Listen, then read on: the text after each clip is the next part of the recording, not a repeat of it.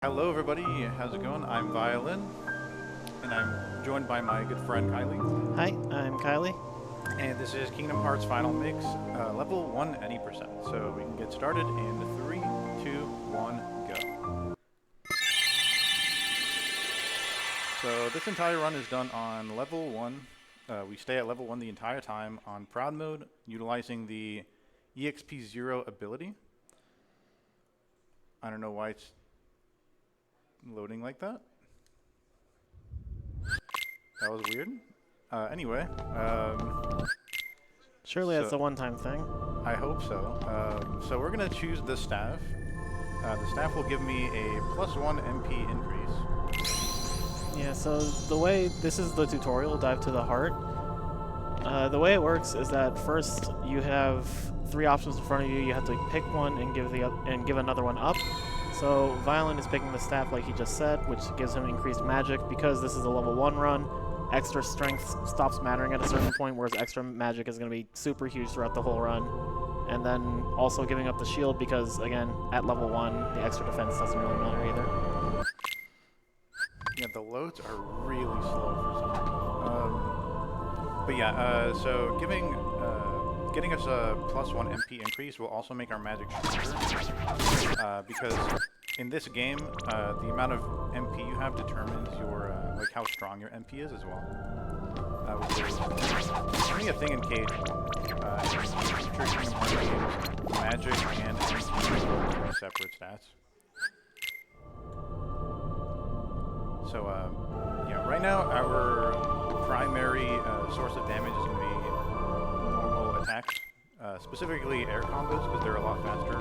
And every time you land on the ground, it resets your attack animation, so you can attack right out of it after landing. This chest doesn't have anything in it, but this box does have a potion. I'm going to keep this potion until I really need it. In this mode category, you take a lot of damage and get two-shotted in most places. Yeah, the original release of Kingdom Hearts 1 actually didn't have a level 1 mode. The first game that actually had level 1 was Kingdom Hearts 2, and then when they made the HD release of Kingdom Hearts Final Mix, they added level 1 in. But because Kingdom Hearts 1 was never really designed with level 1 in mind, they had to make a few concessions for it. So right there, Violin was asked 3 questions. He picked the bottom option for each.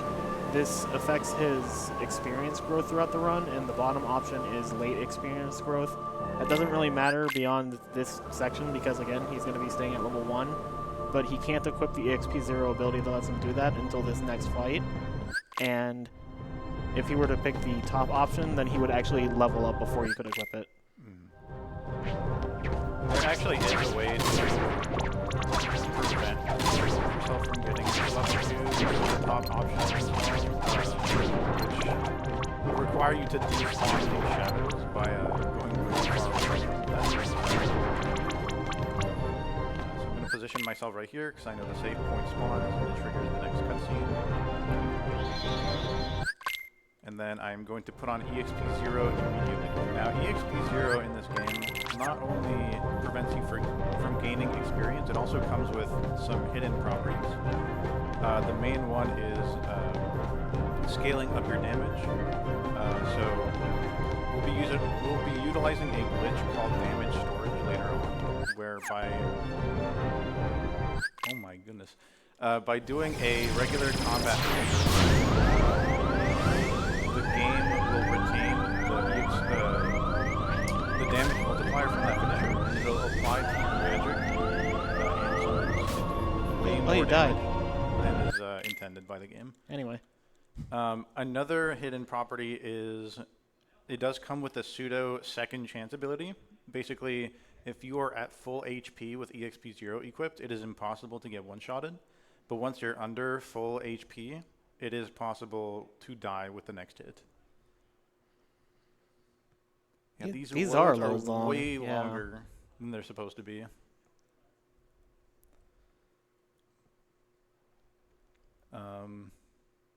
Also, I guess I can say thank you for reaching the level 1 Sephiroth incentive. I'll be showcasing that at the end of this run, where I will only have 1 MP. It should. It was supposed. This It was should not be supposed to taking load this in long, like yeah. 30 seconds ago. I hope that's not like an infinite. I don't know.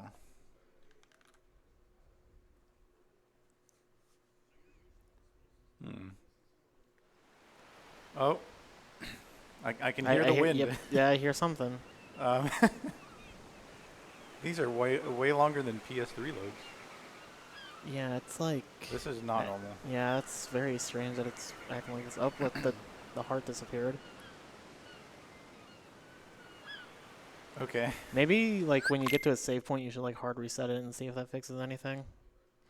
I think it might have to do with the hard drive I'm running off of, or the fact that I'm also copying over the Japanese version in the background while I'm running this. That could be. My Sephiroth save is on the JP version. Thankfully, there's only 5.5 minutes. Okay, so hopefully that will ease up on it after that. Yeah.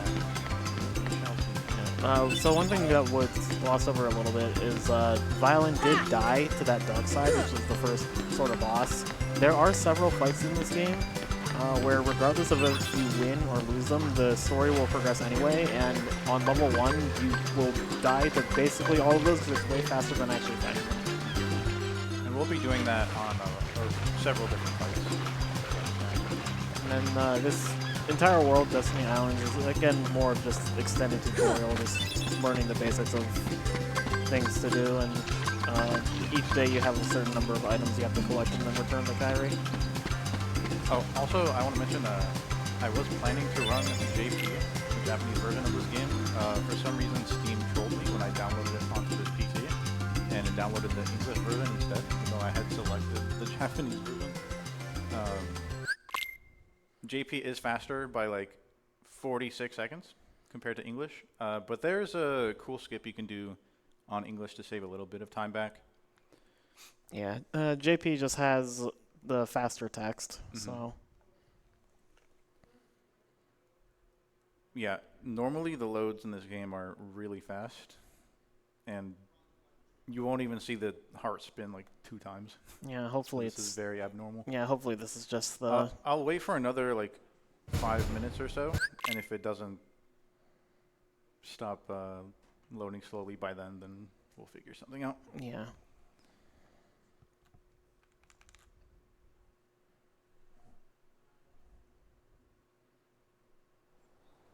Yeah, hopefully it's just the Japanese version downloading in the background. I hope so. Alright, so right here we're going to collect 3 fish. It is easier to collect them if you lock on and crack them alive. Then we're going to go to this cave right here. There's a dude in a robe that spawns. I'm just going to skip it.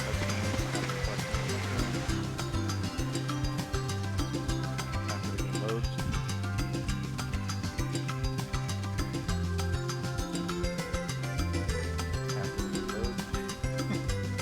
At least we get to listen to the music more.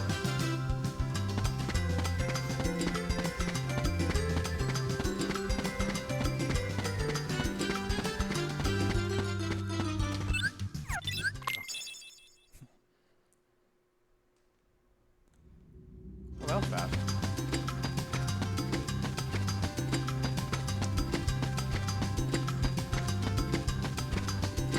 Seeing a lot of people in the chat asking for Violin's audio to be increased. I guess the game is kind of overpowering it on stream right now.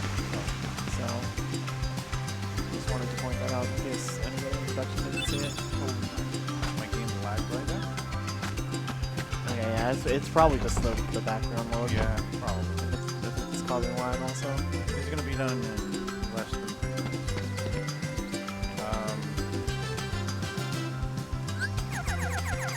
I'm obligated to name this case. This also means if you win the race, and the gummy ship will be named case. Yeah, so this is just a race mini game. You go to the star tree on the other side and then go back. This kind of just teaches you the platforming in the game. It's actually really important that I win this race, though. so that I get the pretty stone, and we'll be selling the pretty stone for some money later. And we need a certain amount of money to buy a couple of gummy parts to make our statue faster. So right here, you just want to follow the path that I'm taking, climb up this ladder, and then when you grab this line, just let go of your left analog stick. It'll sort of falls all the way down. The jump button to let go.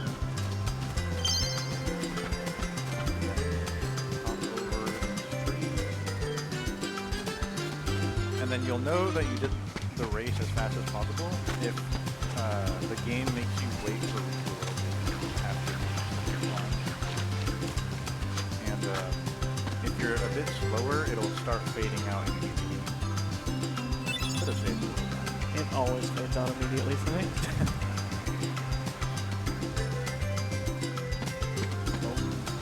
I saw that. 3% left. So we're gonna come over here and grab a mushroom. Pushing this boulder. You can actually break this boulder by doing not bad.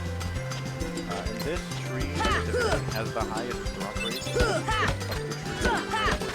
Yeah, he needs to collect 2 coconuts, and you can only collect the green ones. That was okay orange. Sorry. And then we're gonna come over here and grab a mushroom. We got an empty bottle from Kyrie, so fill that up with water. There's actually like multiple places where you can fill up the bottle with water. I always just did that spout right there. Yeah. A lot of people don't know about that one. Which is funny because that was the only one I knew about until I learned that there's actually multiple places to do it. Okay, the transfer is done, so the load is fine now. If not, there's conveniently a save point in the shack on the island. So. Well, that looks like a notable improvement. Yeah, I think that was fine. Oh, we are so back. I think.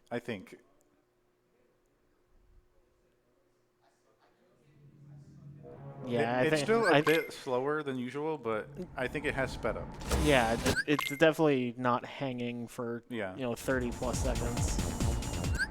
So we should be good now. Yeah. Yeah, it was almost definitely just that. The transfer. It is worth it though because my Sephiroth saves on Japanese version.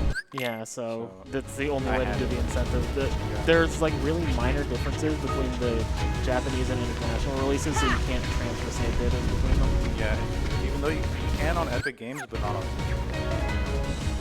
What is he doing? Okay. Okay. I've never seen him walk for that long.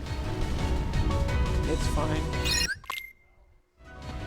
I think I might be running this on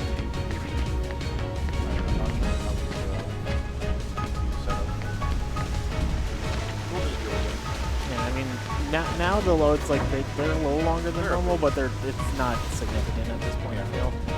Okay, so this fight is scary. I'm going to try to perfectly time my combos to parry a bunch of orbs that Dark Side will shoot. So yeah, he cannot lose to this Dark Side.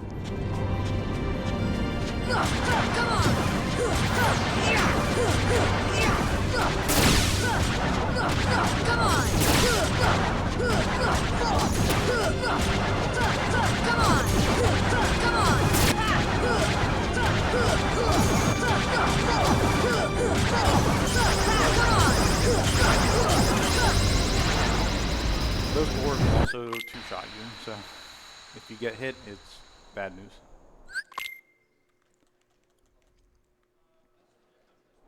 And now we're in Traverse Town, so all you have to do here is kill 5 shadows, and then we're going to walk into the accessory shop, and then walk back out to trigger Beyond. You don't have to trigger any of the Donald and Goofy cutscenes. I'm reading in chat that the game audio is still too loud, so if Tech could do something about that, that would be good. Right here, I'm going to kill a few shadows.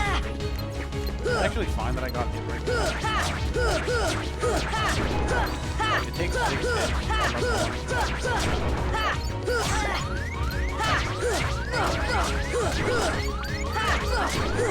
one more over here. We actually do want to be damaged. That's another fight that we can definitely do. And it's faster for all range damage, so we can kill us in one hit. And there are two different attacks Leon can do. We want him to use a fireball, but he can also jump to me. If he jumps to me, I need to hit him, I believe it's 6 times, and then he'll swipe his sword.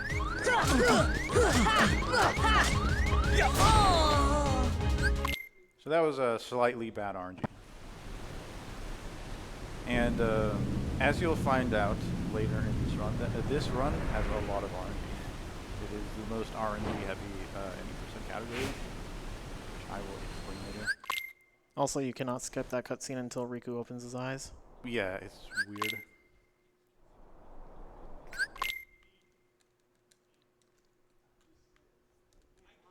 Alright, and right here we're gonna talk to Yuffie. That'll let us open the chest that's on the table. This has an elixir. And we're gonna save that until way later.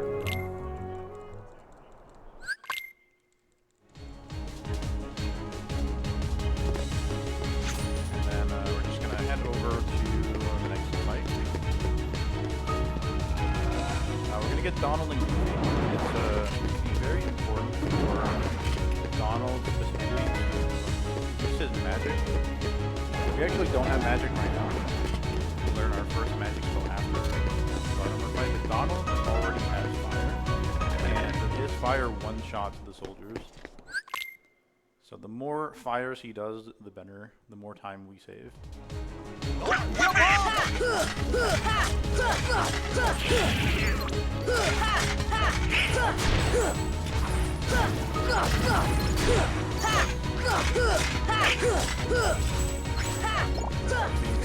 Very careful here to not get hit. And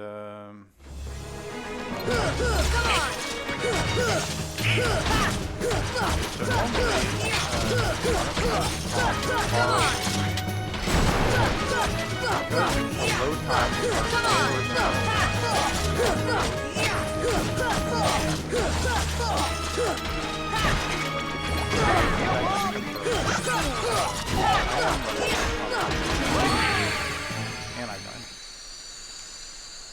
Yeah, there's probably going to be a lot of deaths on level 1.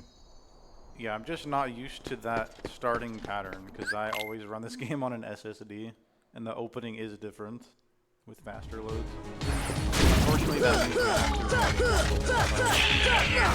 we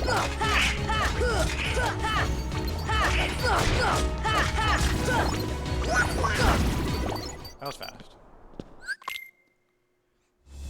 Oh, that was what was supposed to happen.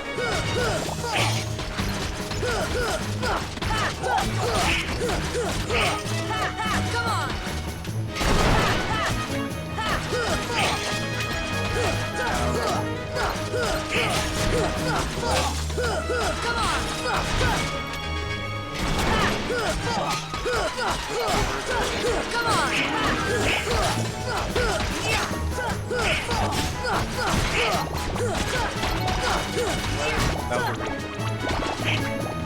Now we have to wait for this animation to happen.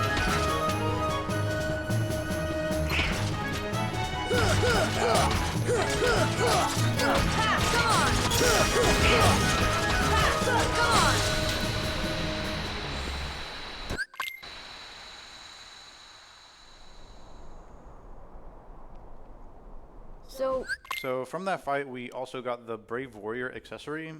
Because this is level 1, the extra strength from Brave Warrior doesn't do anything. But we will be selling that later as well for some money. So it's nice to have. And for normally for beating Leon, you get an elixir, but because we lost, he will not be giving us an elixir. There is a backup elixir that I will be getting in Wonderland, which we'll see later. There's a big menu here.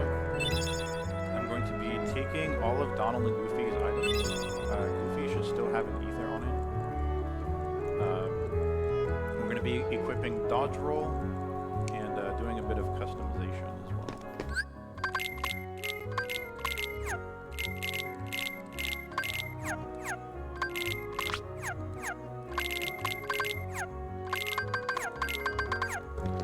right there, I set Donald and Goofy's HP and MP action to frequently so that they constantly heal me and give me MP when they have MP accessories. And Kylie, do you want to explain how this works? Yeah, so this coming up is the waterway clip. This is the trick that is exclusive to the English version. Basically, for some reason, on the international release of the game, when you look at this Trinity icon, it just pushes Sora into, like, past the grate and into the doorway, and just lets you clip into this area, which you're not supposed to be able to visit until the second visit to Traverse Town. This, I think, overall saves about 30 seconds compared to the Japanese version, but the Japanese version is still faster because it has faster attacks. This just kind of closes the gap a little bit.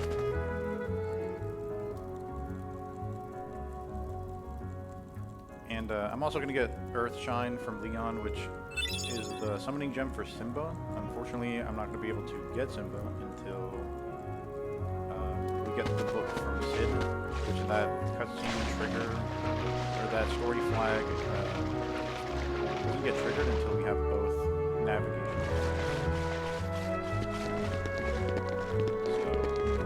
So, the routing is slightly different from AP, but not by too much.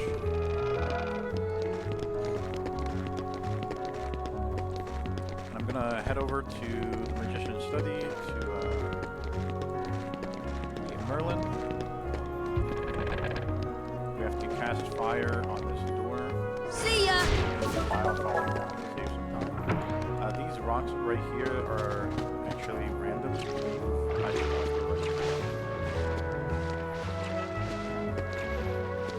And during this scene, we have quite a bit of time for some donations or announcements.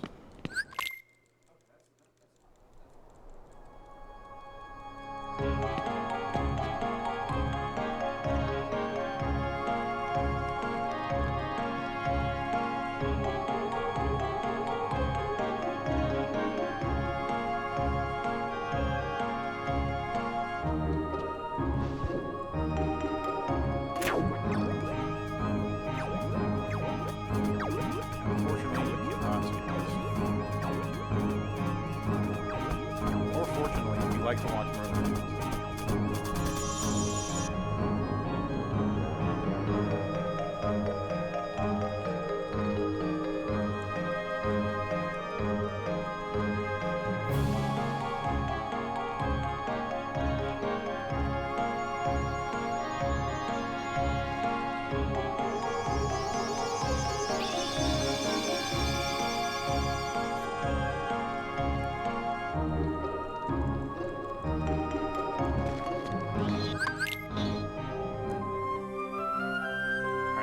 I'm going to edit my gummy ship. It is actually faster to get rid of all of my armor because it slows the gummy ship down to have armor. And I'm going to put on one gun and one engine. This will make me as light as possible, and the gun provides an extra layer of safety. Definitely need it because in these gummy missions it is possible to get one or two shotted. I'm proud of. And I'm actually going to Olympus Coliseum first, just because the first minigame avoids you with the Thunder spell, and you need one of every magic. Spellbinder. Yeah, so in every other category for any percent, so every other difficulty, you just skip Olympus Coliseum entirely because it's actually an optional world. But on level 1, Thunder is just so important to get, both because having every magic lets you get the Spellbinder, like Violin said, which is one of the most powerful Keyblades in level 1. But also, like, Thunder itself is just a really, really strong ability in level 1, just because of the way magic and damage scaling works. Yeah, not only does Spellbinder give you plus 2 enemies, it also comes with summon boost, which is very important. Allow the summons to have a longer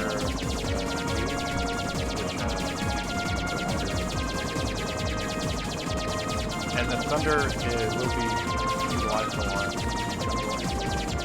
in a couple of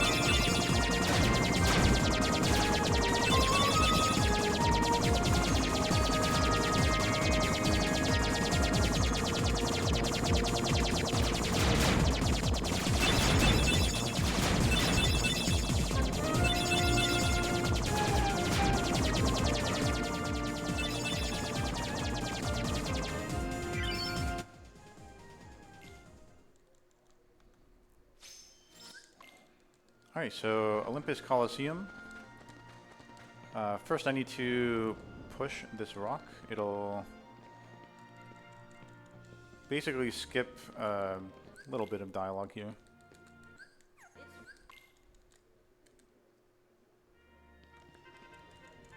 And then these barrel minigames are pretty simple. Just beat the barrels as quickly as possible. But it's pretty cool when it's done quickly.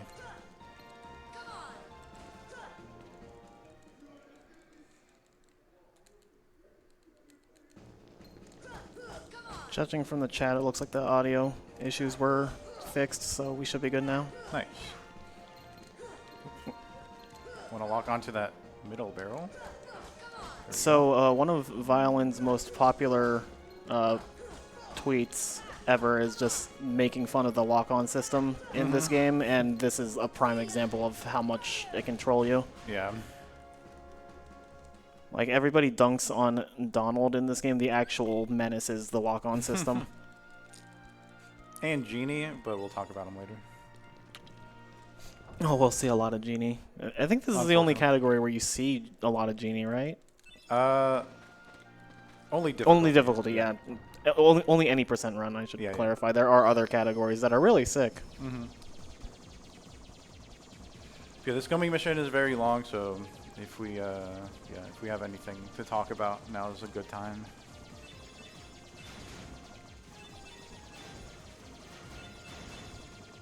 Yeah, these early gummy missions are definitely on the slower side. Once we get through the first batch of worlds, they will speed up a good amount.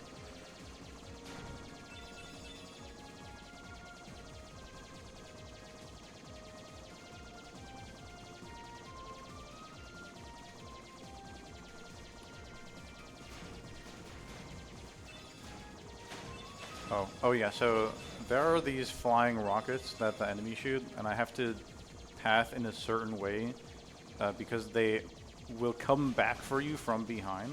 You'll see, yeah, like right there. And they can kill you like that. It's pretty unfair. You just have to know that they're coming.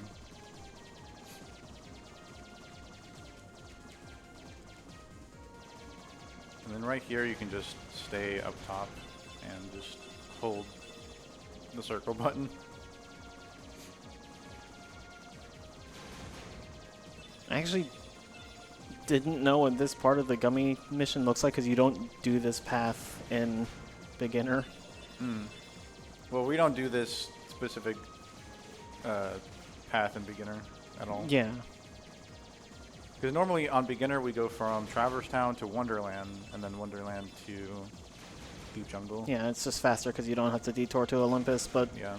because you have to go to Olympus first to get Thunder, it's just faster to do Deep Jungle first in level 1. Yeah.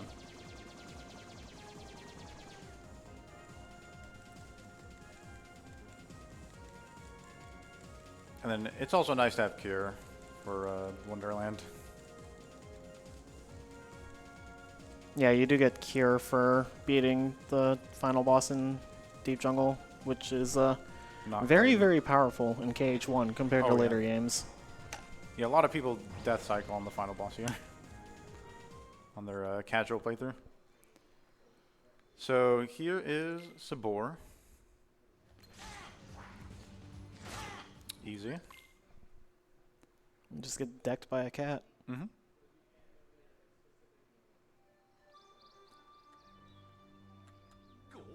Gosh.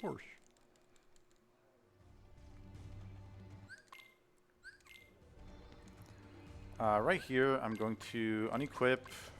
Oh, that's the wrong thing. Ooh. I'm going to unequip Tarzan's first, second, and fourth abilities. We only want him to have the healing ability, so that he conserves his MP for when I am low on HP. You also saw that I quit out of that jungle slider minigame. You actually don't have to play through that at all. You can just quit out of it and you'll be transferred here anyway. And then Yeah, they can just like, close enough. Mm-hmm.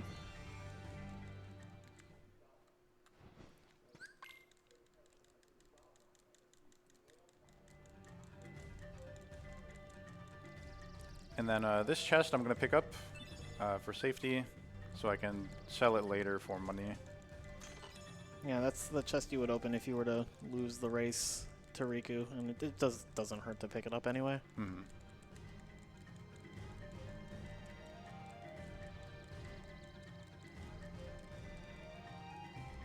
Alright, and then because our loads are, well, Mostly fixed. mostly fast, I'm going to do something called save warping, where we just leave through the save point. I did touch a different save point earlier in the jungle tunnel, and I can just warp here and save a lot of backtracking.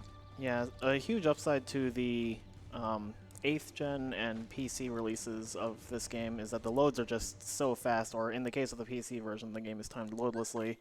So a lot of the times it's just faster to leave the world and then just immediately go back to it from a different save point than it would be to traverse the world. And Deep Jungle has a lot of backtracking in it, so save warping saves a huge amount of time throughout the entire world.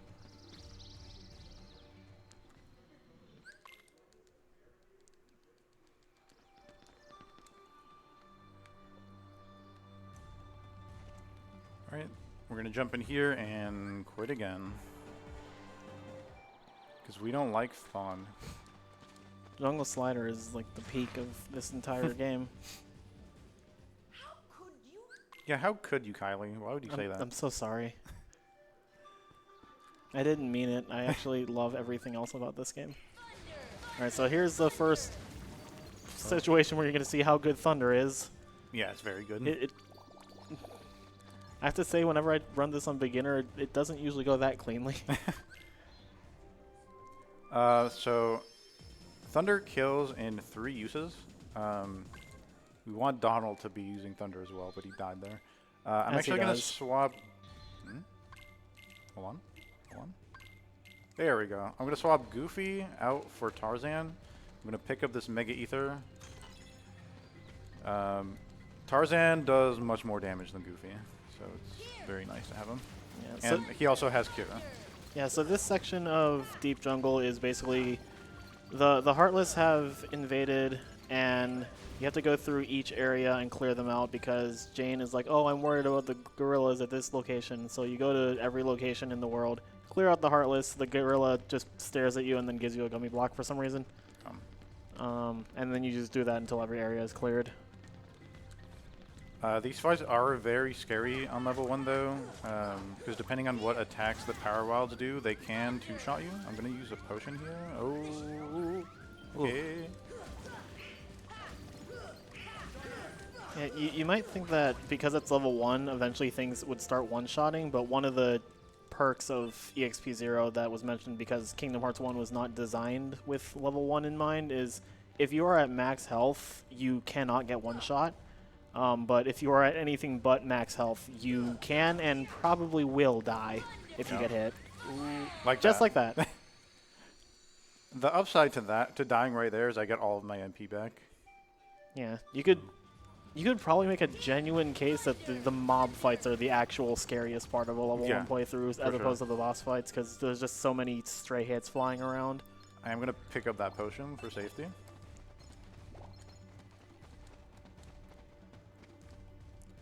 Then I'm going to try to build up some MP. I didn't want Donald to kill him, but that's fine.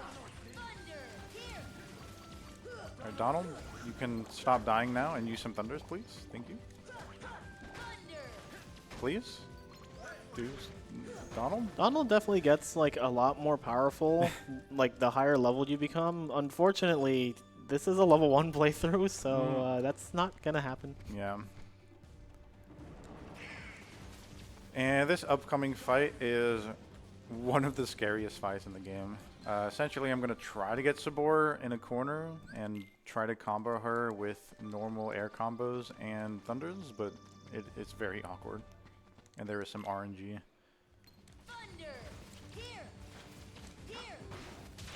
Why would you aim for Donald?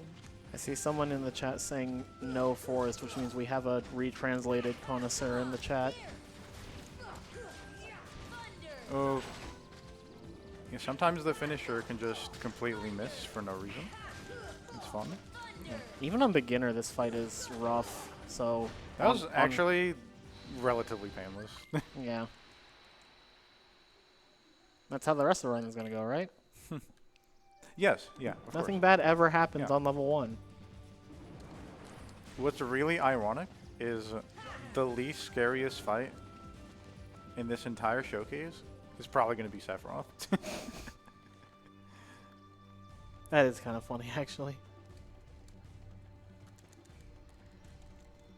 Alright, so by triggering this minigame and then quitting, because we're quitters, we just get instantly transported to this vine. And you might be wondering why I didn't save warp to get here faster. It's because that area is blocked off after you beat Sabor. Yeah, so if you try to save warp, it's just like there's just a wall of vines there. Yeah. Also, you win this fight by attacking the giant fruit 15 times. Yeah, and it doesn't matter what level you are. Yeah, not really sure what's the purpose of that, but It's KH1. it's just it's a giant evil fruit. Alright, Clayton is coming up. He's very scary, so I'm going to try to focus as much as I can.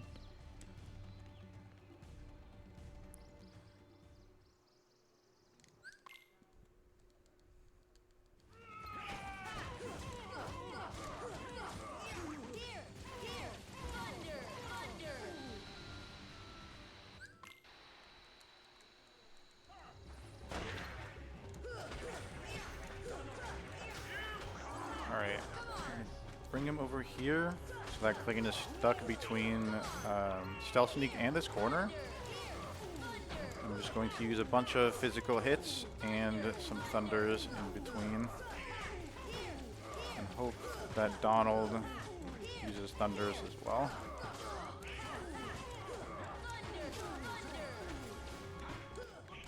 Oh, do not heal yourself, please. Okay. Oh, Oh, what is he doing? that was really clutch with Tarzan's cures. Yeah. Yeah, Tarzan did a really good job there. Yeah, something about that fight is that you actually only have to defeat Clayton. If you try to defeat the Stealth and Sneak, you are actually wasting your time. Yeah. So right here, I'm going to pick up the last 2 chests. There'll just be some more like synth items that I can sell later.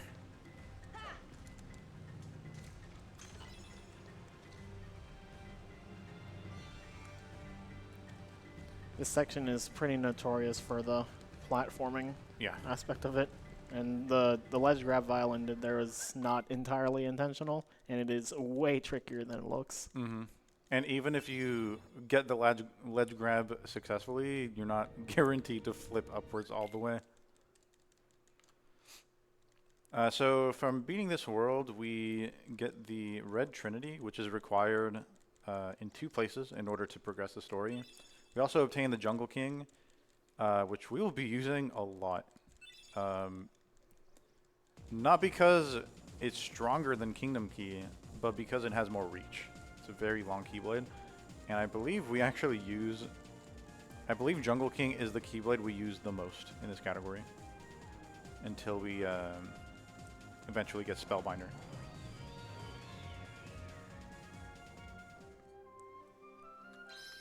So now I'm going to fly to Wonderland. What you can do here is just sit up top and just hold circle. You'll make it to Wonderland without getting hit. It's really that easy. Yep, so now if there's any donations or messages, this is the absolute perfect time to mention them. Alright, well, we do have a pretty nicely sized donation here. Keyblade Alchemist has donated $100, saying, Oh. First time watcher, this donation is in memory of my childhood best friend Alex. He sadly passed away early Sunday morning. As someone who decided to become a DJ after college and a fan of KH1, he would want kids to be able to chase their dreams. Good luck, Bio. Yo, thank you.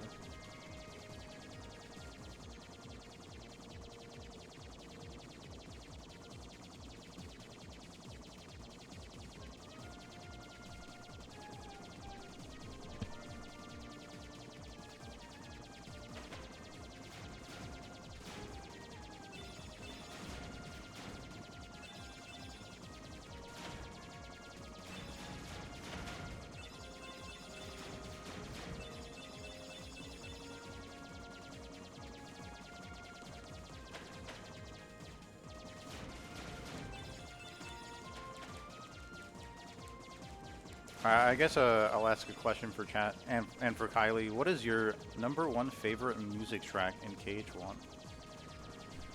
Ooh. My go-to answer is usually the Deep End, which is the boss theme for when you fight Dragon Maleficent. Although recently I've also become very, very fond of Fragments of Sorrow, which is the battle theme for End of the World.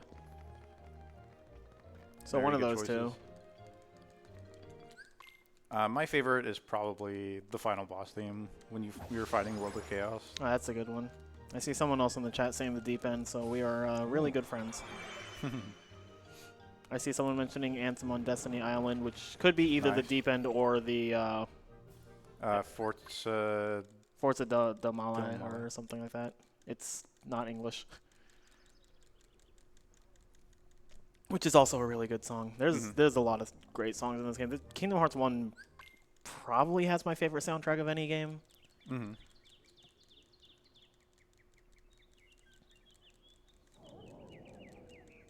Alright, so right here, we're tasked to collect evidence to prove Alice's innocence. However, we only have to collect 1 box.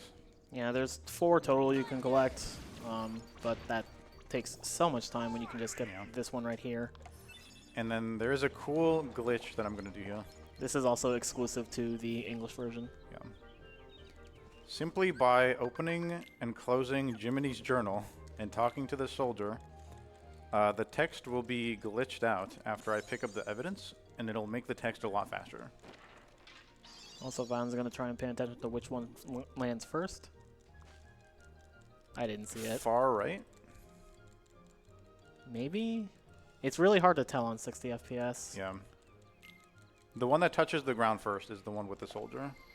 No. That is the opposite of what That I want. is- Actually, that might be good for level 1 because they can't get in the way anymore. It's true. Yeah, so if you can Yeah. very briefly glimpse the text, nothing makes sense here, and it just insta scrolls. So that's why opening and closing the journal saves a little bit of time, which is so funny because it's just like, oh yeah, it's faster to open and close the journal, which sounds like ridiculous, like you're getting trolled, and then nope, that's actually the case. Oh my. Okay.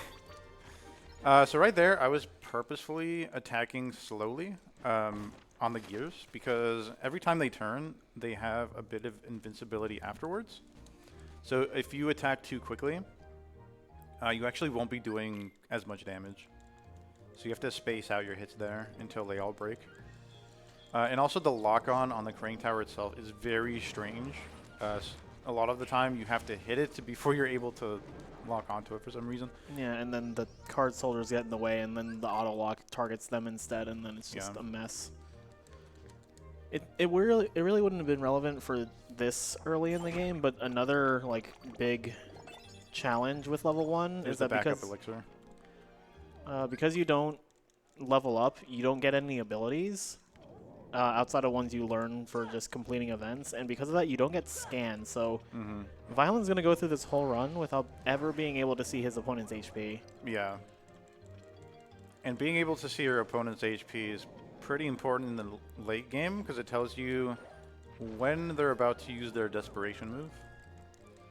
However, there are still ways for me to skip the DMs if I play well enough. But a lot of it is just guessing when they're at a certain HP.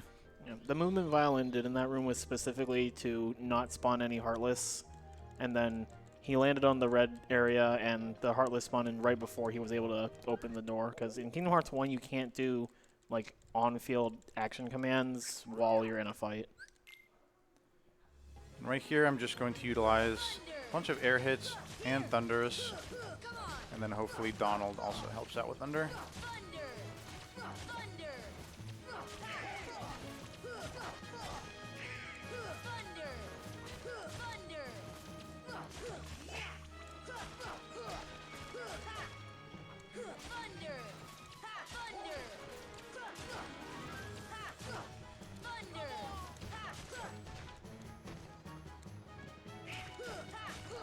Yeah, this fight is very awkward because you can only hit the upper section of the Trickmaster.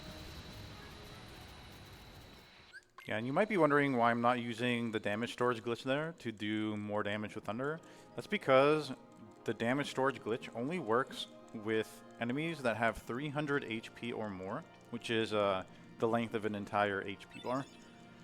So the first place we'll be using damage storage is actually the pot centipede fight, if everything goes as planned, which we'll see if the game likes me or not.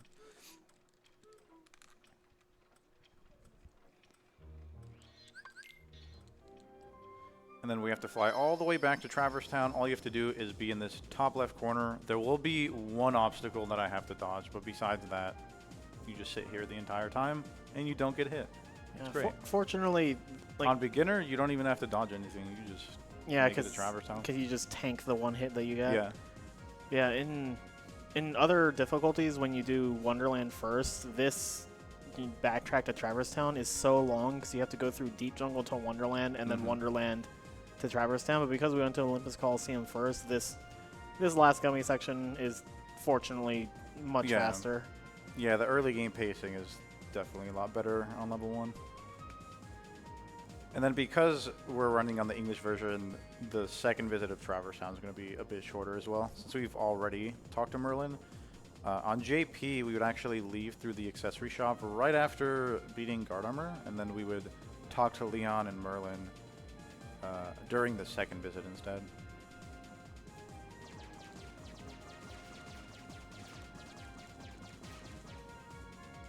Yeah, since Violin already talked to Merlin, all he has to do is go to the accessory shop, and then he's already talked to Merlin and talked to Leon, so he only has to go to the accessory shop to talk to Sid, and then he can safe warp to Merlin, and that's why the early waterway saves time. Yeah. I do have to dock in the first district though, so I can go to the accessory shop since we haven't touched the save point there yet. And then talk to Sid right here. We're going to sell all of our accessories and keep all of our consumables.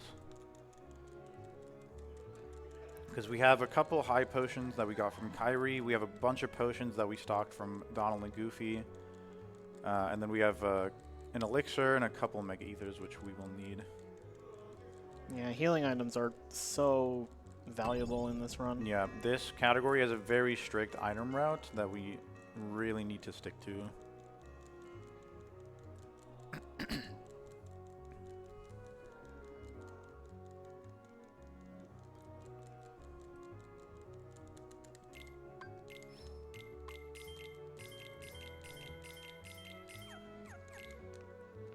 It's so funny because in beginner, instead of selling everything but the healing items, you sell everything but one of the accessories and the elixirs. So it's interesting to see how different the just item planning is in different difficulties.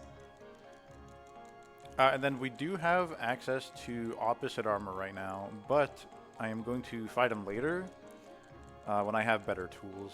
Yeah, this is something. More MP specifically. Yeah, this is something common in every category. For all the other non-level 1 categories, you mostly do this just because you'll be higher level. Opposite armor is one of the 2 mandatory fights to proceed to the end game. It's opposite armor and Captain Hook in Neverland. Yeah. But you do not, like, the game wants you to fight opposite armor now, but you don't have to. So it's just better to do it later on when you have more tools. And even though this is level 1 and Violin's level and strength won't be increasing, he will still have more tools from all the other worlds on the way. So that when he comes back to Traverse Town for the 3rd time, he can just fight opposite armor then. And I unlocked the keyhole to the first district door right there, simply because right after that Riku cutscene, there are no enemies that spawn there. But when we talk to the Final Fantasy gang here, enemies will spawn there. So we're just skipping out and having to fight the Heartless. Yeah, that's one of the only 2 times where the 3rd district is completely free of Heartless. It's that and after you beat Guard Armor on the first visit. And that's just 2 out of the way to do when you have to come through this way anyway on the second visit, because Merlin will actually not let you save warp through the gummy ship. If you try, he'll be like, you should go talk to Leon instead. So this is just the most convenient time to open that door.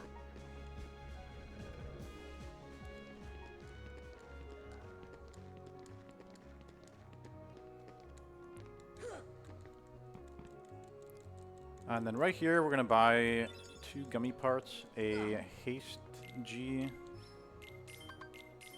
and a Fire G. Fire G is a better engine, and Haste G lets us hold square in order to do a cool boost. And the base speed of your gummy ship is actually dependent on your faster engine. So having multiple engines on doesn't do anything. And the engines don't weigh you down. We're going to keep Fire G, but we're going to replace Fire G with Flare G later. What a masterful spaceship we have. Mm-hmm. You have to wonder, because Sid like works on our gummy ship to install the parts. You think he just like looks at it and is like, what are these people like flying through space? You also saw that I warped to Wonderland. That's because, unlike what the world map says, Wonderland is actually closer to this warp hole. So it saves a little bit of time. And then this gummy mission is pretty scary. There's a set of enemies that can fly in from behind you and one-shot you. I'm gonna stay in this upper right-hand corner until I see them pass me. And then once they pass me, I can fly around more freely.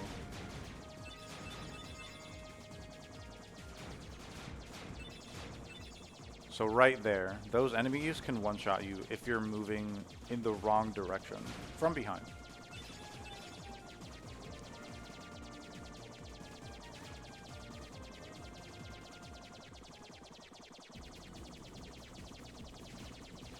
Yeah, pretty much from now on, anytime I'm in a gummy mission, feel free to read out any donations we may have.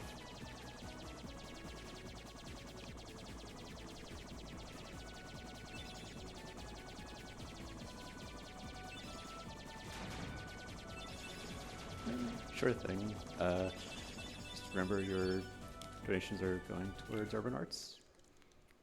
It's a wonderful cause supporting underprivileged kids learning game design. You can type !donate in chat for the link. Alright, so now we're in algebra.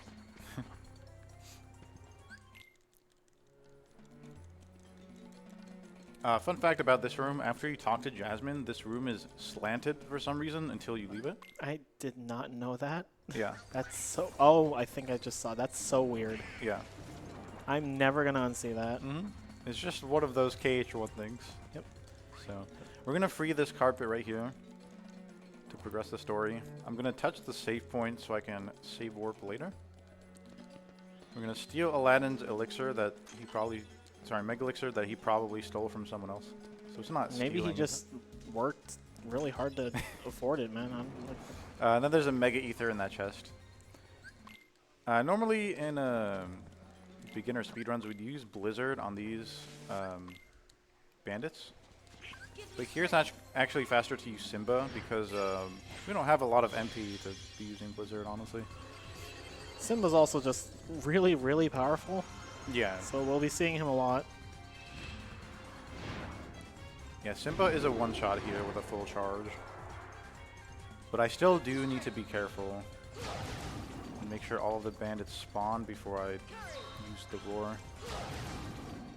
Very nice. Yeah. Something of note with Agrabah is that this world has 4 boss fights and they all suck. Mm-hmm. Especially on level 1, so it's going to be fun.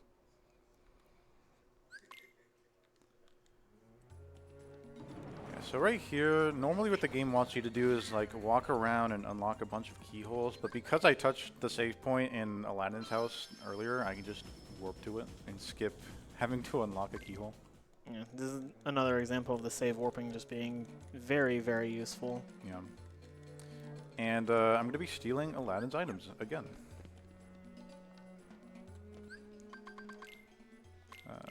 We are truly no better than him. And I'm going to put on Jungle King. And there's a Mega Ether right here. That'll be the last Mega Ether that I will collect. You have to clear these enemies right here to be able to interact with the keyhole that's up top. Yeah. Violin also has to be very careful about not landing on that lower area. If he does, a bunch of shadows will spawn, and that's just really, really annoying to deal with. Yeah, I would just have to leave the room and come back if that happened. There's also an enemy spawn that can happen in that room called Black Fungus. Thankfully, I didn't get them. But yeah, Black Fungus is one of the Mushroom Heartless, and they're extremely obnoxious to defeat, and honestly, it would be fast to just leave the room and come back. So right there, I swapped out Donald for Aladdin. Just so that Donald doesn't use his magic and deal too much damage on the pots. Here he comes. But yeah, Kylie, you can explain this. I need to focus on not dying. Pot Centipede is just a really annoying fight. It's a bunch of pot spiders that combine together to one Heartless, and they have these like flying electric antenna on their head and their backside for some reason. This fight really likes to troll you. It's really hard to hit them. It's really easy to just get straight hit like this constantly. Oh my. Yeah, this is, even on beginner, this fight can be very annoying. And, like, the higher the difficulty gets, the just more insane it becomes. Okay, so right there, we had to wait for Pot Centipede to form back together with 2 pots or more. It's actually good that it's 2 pots, because now we can deal extra damage by hitting the head and the tail with the finisher at the same time. And at a certain point, hopefully he turns right here. No, of course not. Yeah, so this is the only time where every section of Agrabah is considered one location, and where you spawn after the fight ends depends on where you're standing. So Violin's going to try and get to the entrances much as he can, but because the Pot Centipede went towards the palace, he could only get into the center area. Mm-hmm. And that was just RNG. Yeah. And at the end of the fight there, I preset Thunder. That's because I'm going to be shortcutting Blizzard over Thunder right now. But I'm still going to use Thunder for this next fight because it does a lot of damage. So from one really annoying boss fight to another. I'm going to put on Ray of Light for an extra MP that'll make my magic stronger. And basically my goal here is going to be to stay on the tiger's head and parry a bunch of lasers into his eyes. I'm going to do 1 hit at the beginning to manipulate its pattern. Right here. And now it'll start shooting lasers instead of shaking his head. The head shake is an extremely annoying attack, because if you fall off during it, then you basically have to wait for him to just bury his snout into the sand. Yeah, this attack here.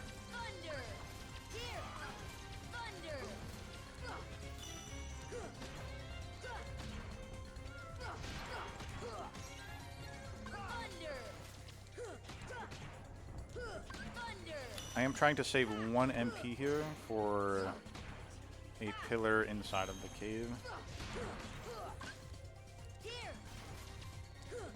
That was a decent fight. A lot can go wrong here, especially if bandits start joining you up there. They can easily knock you off and 2-shot you. Yeah, that fight gets super messy. So that was super pretty fast. clean. Yeah, that looked like it went really well. Yeah. Cool little platforming skip there.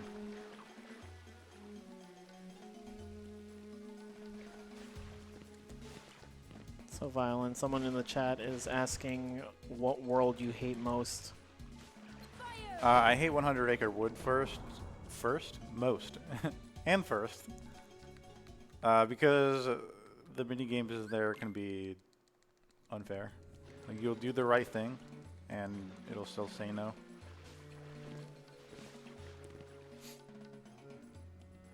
Thankfully, we don't do 100 Acre Wood in this run. Yeah, that's only done in All Worlds and JJ and Plat. But yeah, here I'm gonna grab an elixir chest.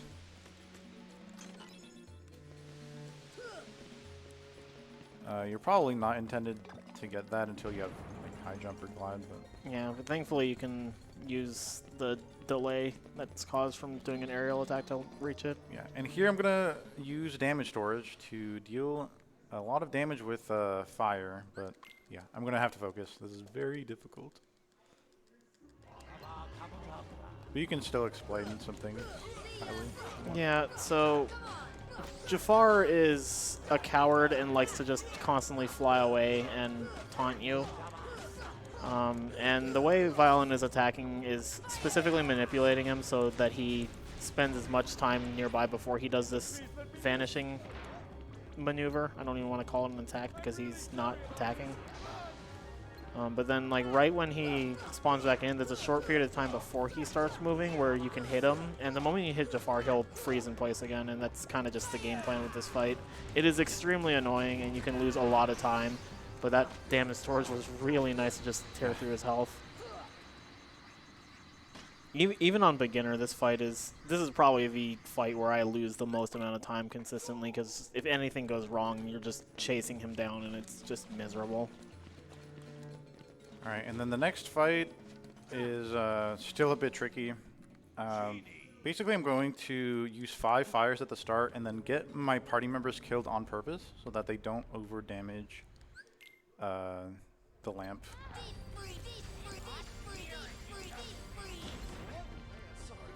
Also, Genie, Jafar, and the lamp share the same health bar. Right here, I'm going to avoid doing finishers. That is because if you over damage the lamp, Yago will take a completely different path that is much slower than normal. So this is a good path, and we want him to eventually land, which will let me hit him even more. And right here, I'm facing the camera this way, so that Jafar warps to me faster. And then I'm using a bunch of damage storage blizzards here, because I did a finisher on Yago. Did we explain specifically how the damage storage works? I did, but I can go over it again. Basically, when you do a regular combo finisher, whether it's a ground combo or an air combo finisher, because of EXP 0, that damage multiplier will be retained until you do another normal attack. Meaning you can apply that damage multiplier to any of your magic spells or any summons that deal damage. Yeah. And this so long as you don't attack again. So it basically works as simple as do a finisher and then spam magic. It's that simple. Oh, you died anyway. Yeah. That's also a mini game where you can fail it and the game's just like, close enough. Mm-hmm. And then it just progresses. And it's like really easy to die quickly on that on level 1. On beginner, that actually is a fairly tricky section. Mm-hmm. Yeah, so basically for damage storage, every time I use magic with damage storage, it does finisher-based damage, which is way more than intended. And you'll see me potentially defeat a boss in like 5 seconds with damage storage in a certain way. Yeah. Especially late game, it'll come up a lot for Yeah. sure. All in all, I feel like that Agrabah was really, really clean. Which is besides the bad pot. Yeah, the pot RNG. centipede was the only bad thing, but the other 3 boss fights I think went really well. Yeah, I'm pretty happy with that. So, we have a bunch much of can time. go wrong with Agrabah. So. Yeah.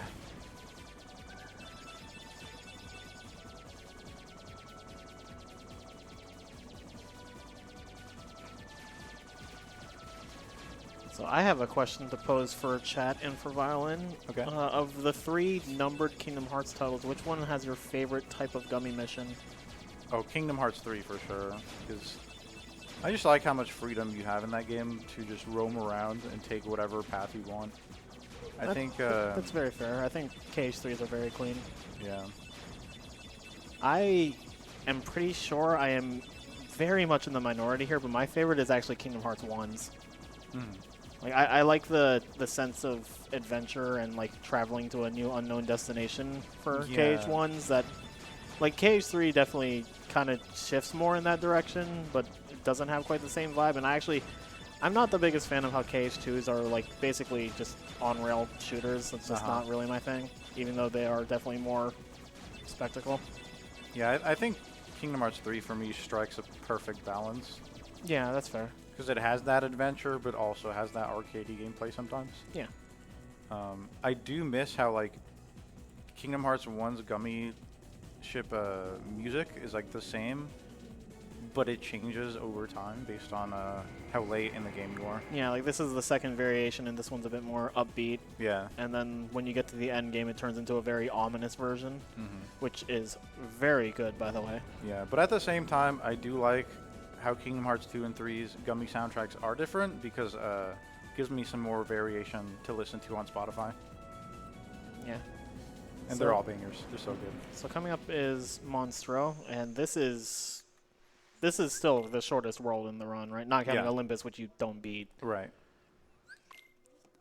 Yeah, this world goes by very, very quickly. There's Mhm. only 2 boss fights in it, and they're both like back to back.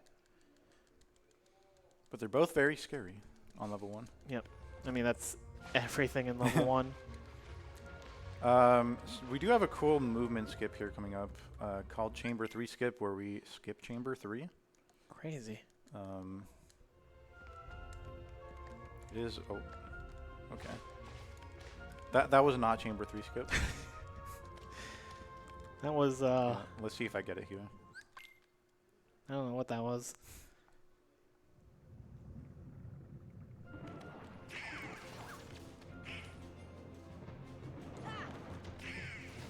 Nice. Very nice. There we go.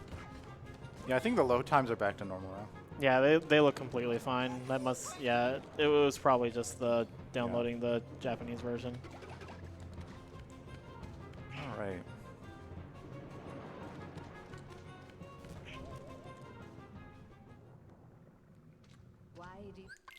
Why do you? Why do I do anything? True. Yeah, so this next boss fight is Parasite Cage. My goal is to do a certain amount of combos and then use damage towards fire. However, the boss can randomly break out if it wants to, so we'll see what happens. Also, you have to listen to Pinocchio the whole time.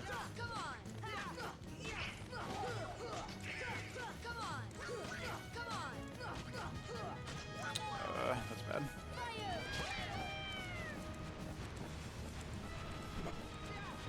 Yeah, so that was my bad. I did a ground finisher by accident. The damage storage was a really nice backup.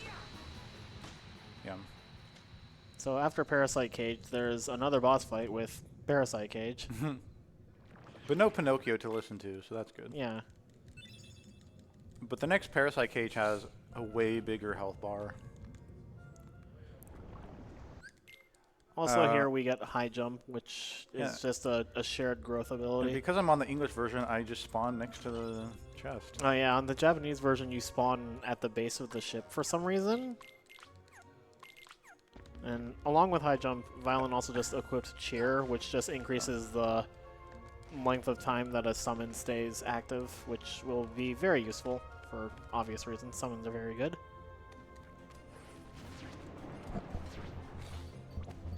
Alright, so at the start here, I'm going to try to do a combo to instantly stagger Parasite Cage, but it's very hard.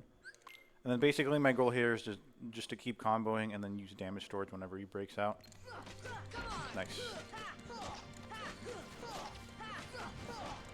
Goofy's just shaking it.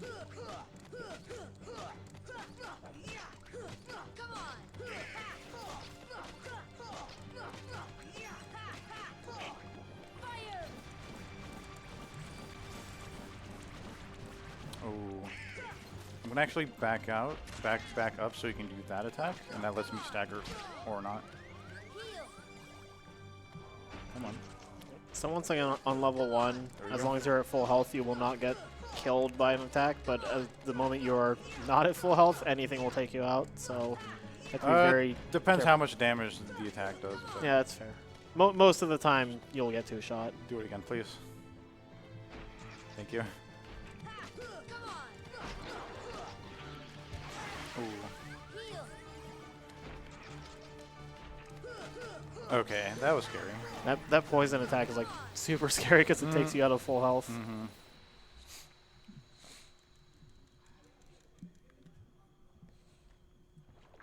And the most important thing in this category is just not dying. That's going to be the biggest source of time loss. Yeah, any death in KH1 is just very brutal time loss, and with level 1, you can just die at any given moment, so it's just like a constant threat throughout. Yeah. And then Monstro is gonna spit us out here. I am gonna have to re-enter Monstro for, well, A, because it's on the way to the next world, so I have to go there anyway. And B, it has the Water Gleam gem, which gives us access to Dumbo later. And Dumbo is a very important summon for later on in the run. Yeah. And while summons are normally used to deal damage, Dumbo is used for a completely different, in a completely different way. You'll get to see that later. It's actually really cool. You get to see it 3 times, in fact. Mm-hmm.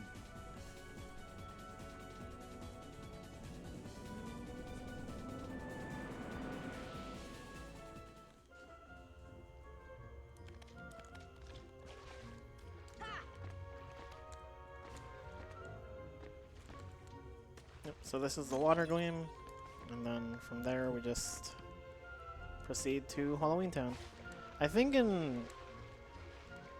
I know at least in Vanilla Kingdom Hearts 1, I don't know if this was also the case in the original Final Mix release, whenever you visited Monstro, there was just a chance that he wouldn't show up, and Goofy would be like, "Oh, Monstro's not here. Let's leave before he shows up again." And that was just like some RNG element to the run. Yeah, they got rid of that in Final Mix. Yeah. So in Final Mix, Monstro will just always show up when you warp to him. Yeah. However, you can still miss Hook Ship, but I am using. Well, I'll talk about that later. Yeah, that'll come up after Halloween. Anyway, feel free to put 3 numbers in the chat, 1 through 7, to guess the order of the Ghosts minigame. And if anybody is right, then you can brag about it to your friends.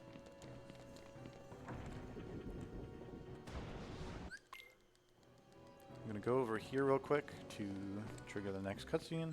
Shout outs to Majoris for that find. And then there's a power-up on an upper platform, but we don't grab it on level 1 because it doesn't do anything. We're very weak.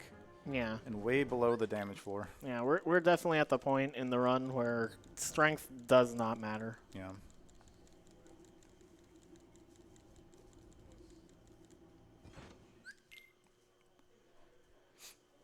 Unfortunately, we're a couple days late for Halloween. But Alright, here I'm going to take Jack's ethers, give him high potions, and put 3 ethers on Sora. yeah, one of the more inconvenient aspects of Halloween Town is that there is only one save point at the very start of the world, so we are not given a lot of opportunities to heal. Yeah. So because you use so much magic here, you just want to have as many ethers as possible.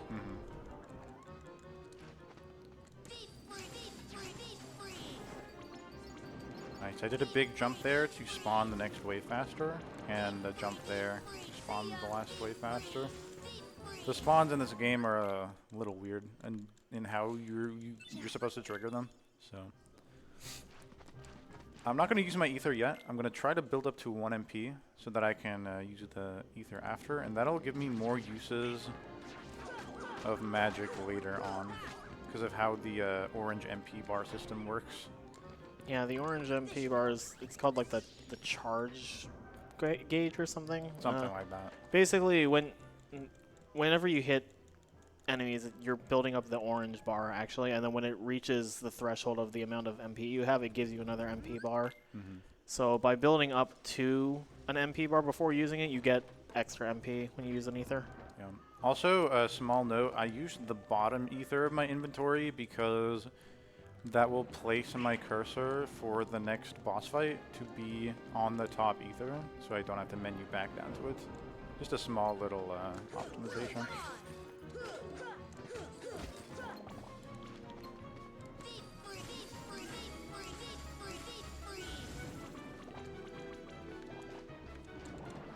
Oh no. I was a little too slow there. Yeah, so Violin was trying to specifically roll so that he could hit the action command before the Heartless spawn, but unfortunately he was just a little late on it, so he has to take out these Heartless. That's okay.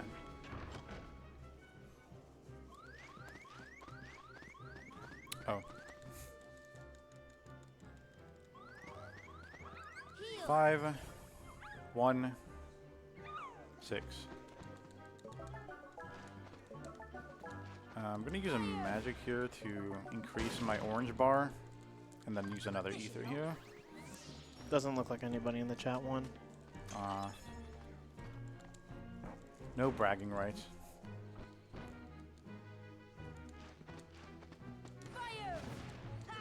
This hill area is also a place where black fungus can spawn, and it's extra trolly here because to leave and re-enter the area, you have to spend more MP. Yeah, and it loses like 10 seconds. Yeah, so hopefully that doesn't happen on the revisit to that area. Halloween Town is also fairly backtracky, kind of like Deep Jungle, but it's a much smaller world, so it's much less of an issue compared to Deep Jungle. Because in Halloween Town, you're only going between the same 2 or 3 areas, whereas Deep Jungle, you have like 6 or 7 that you're just constantly going back and forth between.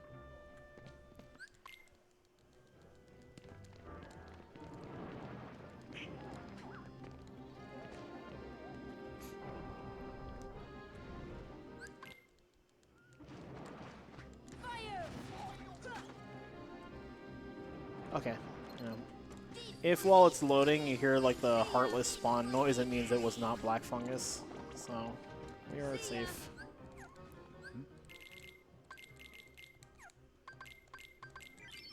Alright, right there, I gave myself 2 potions and used an ether from the stock, just so I can keep the ether that I already have. And then on my way to Lock, Shock, and Barrel, I'm going to build up to a max orange MP bar, so I can use more blizzards on Lock, Shock, and Barrel. And then in the middle of the fight, I'm going to use an ether when I am at 1 MP. It's very important that I do that at 1 MP, so I have more magic to cast more blizzards. That being said, the upcoming fight against Lock, Shock, and Barrel is very, very random, so it is quite possible to die. Quick side note, the platforming here is really, really cool. There's a bunch of different like little skips that across like several members across the community have pieced together. This entire strat is called the community climb as a result.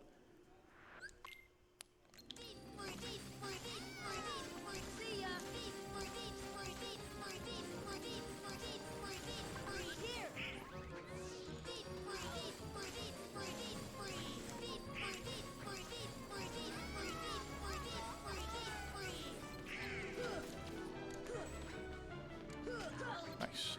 Oh, thank you, Donald.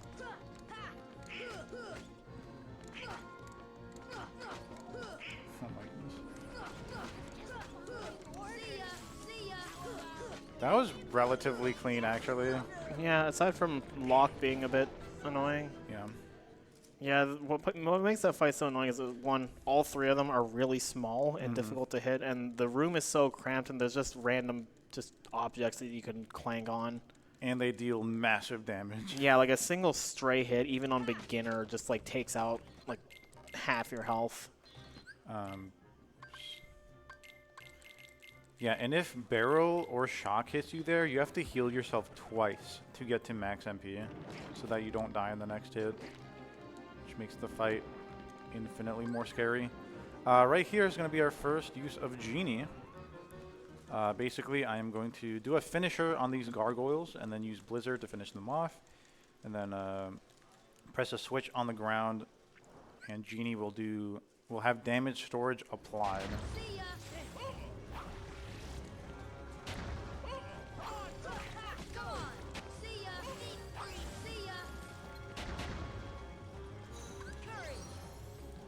So the way Genie works is he actually outputs random damage. It's RNG how much damage he does. What we want to see from him is a bunch of blue orbs, because the blue orbs do significantly more damage than anything else in his arsenal. So let's see if he cooks.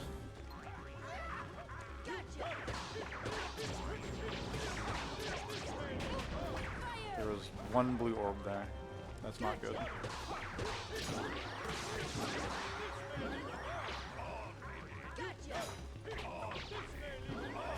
Yeah, he did not cook.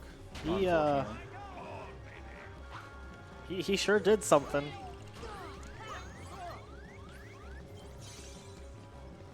All right, by deflecting all 3 of those dice, I actually skip an attack that OG can do. Please die soon. Nice. Nice. Okay. All right, and then Ogi Manor is very scary. I basically need to do a lot of mental math. Generally speaking, it takes 5 combos and 8 fires to kill an orb. I'm going to kill the first 2 orbs and then leave the next 2 at 1 HP to prevent the manor from being more aggressive and spawning more Heartless. And then I need to also keep track of how much damage my party members are doing and how many fireballs I parry into the orbs. Safe to say, it's a very complex fight, and I need to focus. But Kylie, if you want to commentate, that's fine. All right. Yeah, this is definitely a fight that, on basically any other difficulty, it's pretty just like not really much to talk about. Again, it's just there's a certain number of dark orbs that are all over the manor, and they take a certain amount of hits to destroy, and the goal of the fight is to destroy all of them. But when you destroy a certain amount, the house starts to get more aggressive, more Heartless start spawning, and that's what makes this fight so terrifying on level 1, is that like once the house gets more aggressive, you are just the fight just becomes so much more difficult, and that's why you have to be focusing on so much that's going on, because you want to just get as many of them to minimal health as possible, and then just clear out all of them as quickly as you can. And like if anything goes wrong, or if like Violin miscounts anything, this fight can go south really, really quickly.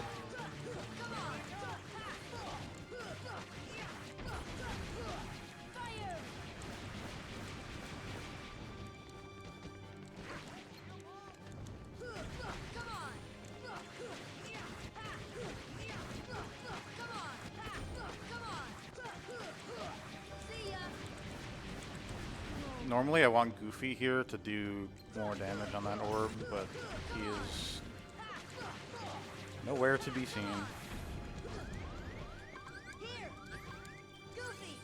Wait. Why? Goofy's supposed to heal Jack, but again, he's nowhere to be seen.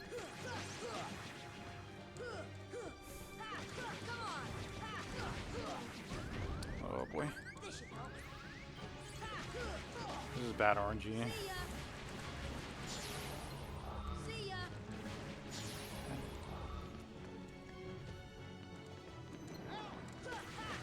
Oh, now he heals Jack. Oh my god.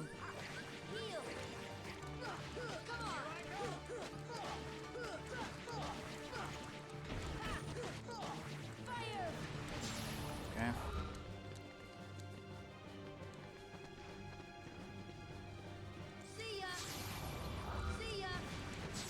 Okay. Nice. That was so stressful. Yeah, that is a horrifying fight on level 1.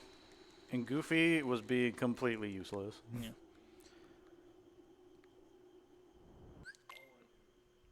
Shoutouts to Oogie just being so overwhelmed by darkness and negative thoughts that he just fused with his house, by the way. Like, I would do that. Mm-hmm.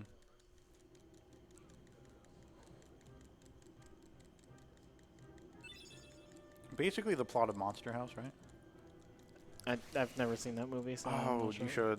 It's so good.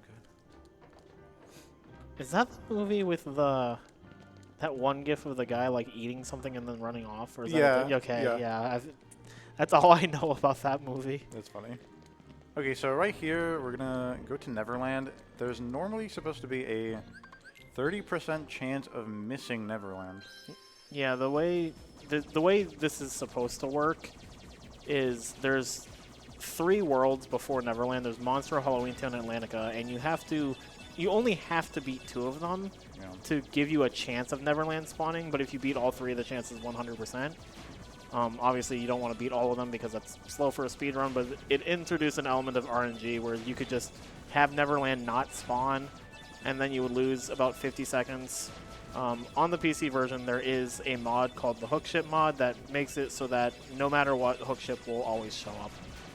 Yeah, and this mod is allowed for official speedrun attempts. Yeah, because it doesn't actually change anything about the run outside of just getting rid of a random element that served no purpose other than just ruining runs. Like there's no positive to the Hookship RNG existing.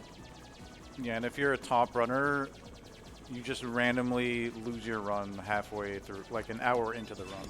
Yeah, You like can't do there's like some RNG that you can adapt to, like fight RNG, like the way like Yeah. enemies act. Like obviously that's something you can adapt to, but this doesn't change the run in any way if it happens. So it's just better for it to be removed. And not only can you miss Hookship here, you can also miss it when you try to go for it again. And Yeah. I've missed it up to 7 times. Yeah, my anecdote I like to give is that the first run of this game I ever did, I got what was called Task Coconut, which is I just got the most optimal coconut spawn on Destiny Islands, and then proceeded to miss Hookship 5 times. So it is definitely something that is better off not in the run. Mm-hmm. You don't say. Spoilers.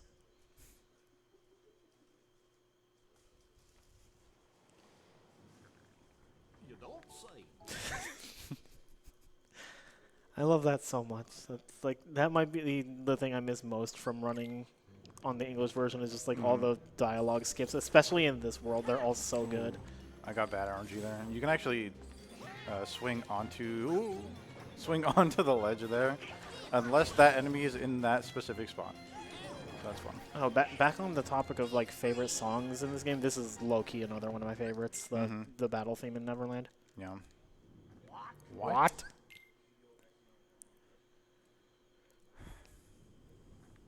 What is it, Tink? Tinku. Alright, I just so took a drink right when you said that.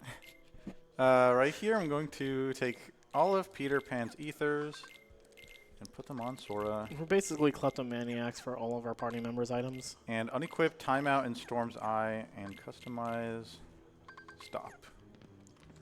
Stop is very good. I'm going to be utilizing damage storage Stop on this fight. And I have to really focus. There are 3 different openings I can get here. One is really fast, one can lose me a minute. So we'll see what happens.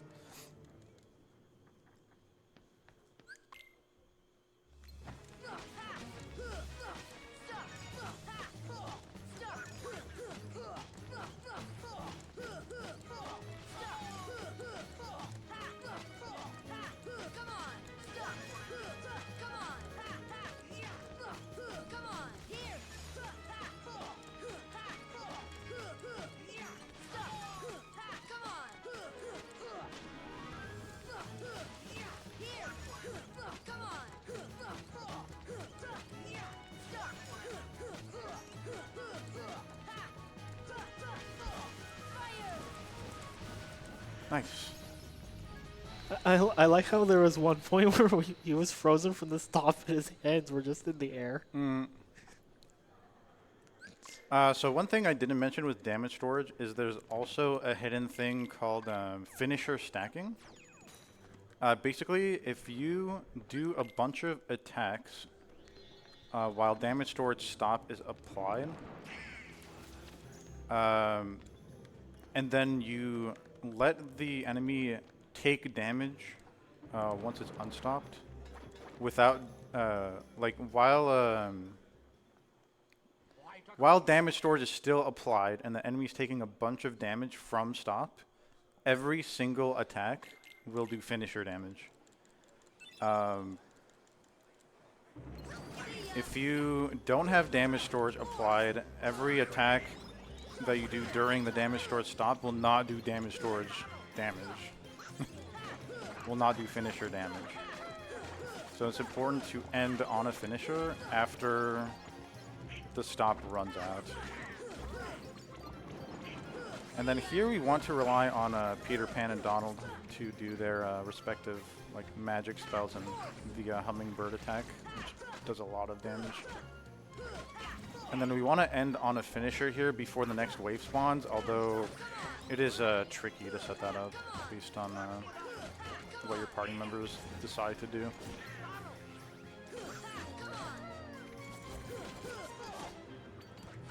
Nice. And then here I can apply a damage storage stop to this pirate ship because it has 300 HP, which means it'll be stopped for longer than usual. And then here's the last enemy. Cool. And then I did preset Thunder in my command menu as well for this upcoming fight. During this fight, you can actually leave, though. And I'm going to do that to swap out Donald for Goofy. We don't want Donald to cast fire on Hook. Yeah, there's a handful of fights in KH1 that you can just leave, including a couple bosses, and Hook is one of them. Yeah, and Kylie, you can explain this. I'm going to focus. It's really hard. Yeah, so Hook reacts to different magic in certain ways. The reason you don't want fire is because he'll just run around with his coattails on fire, and that just makes the fight prolonged. He can also only specifically be stopped in certain animations. This is one of them. So a lot of the fight is just staying here. And here's the big one, is that when you use Thunder, he actually raises his sword up and uses it as a lightning rod. And you can just use that to manipulate how he acts in the fight.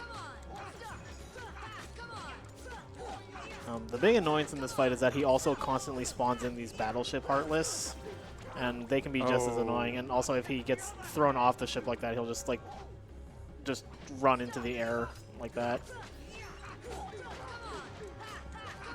Yeah, so he didn't take a lot of damage there because he broke out early, and then because I didn't end on a finisher, finisher stacking was not applied.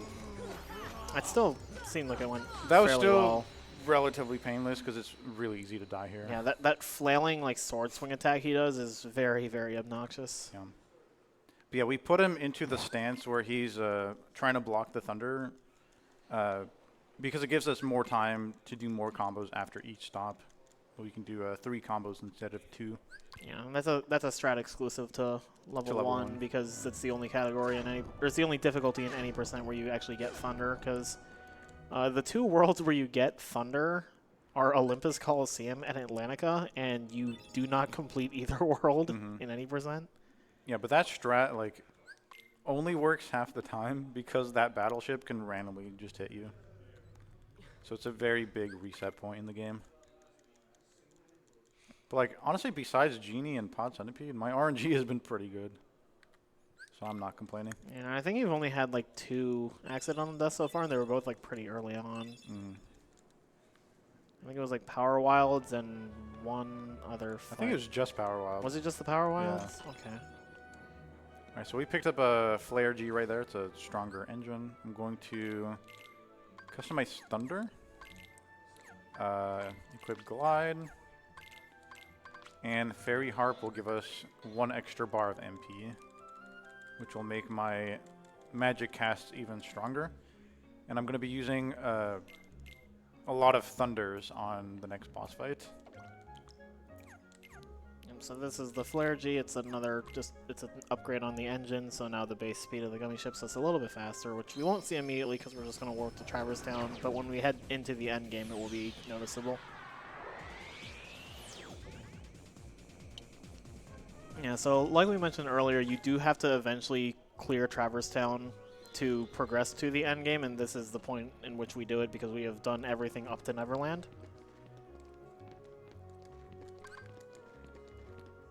I'm going to preset Blizzard because I'll need to use a couple Blizzards to deal with some Mage Heartless. And this movement right here saves a little bit of time because it skips some enemy spawns. It's also trickier than it looks. I don't know how to do that. Nice. Donald used the Blizzard there. Very good. Unfortunately, the blue and green ones are immune to the Blizzard, but the other ones just get taken out by it very quickly. That's the cleanest fight I've had here. Yeah, that was super nice. Where's this RNG in my runs? My actual runs?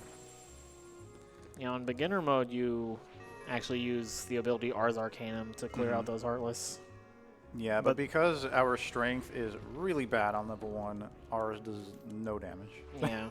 For mobs, you just definitely prioritize magic on beginner, or not on beginner, on level 1. I mean, also on beginner, but...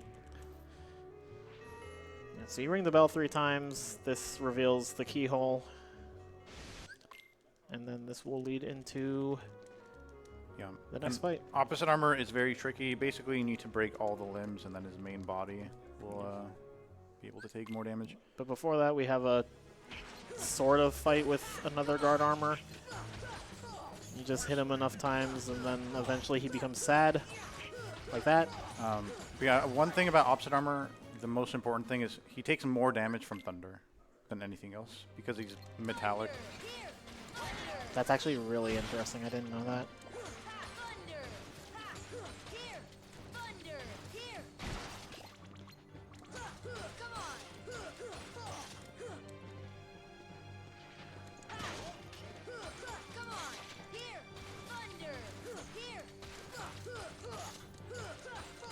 It's going to split apart here. Nice.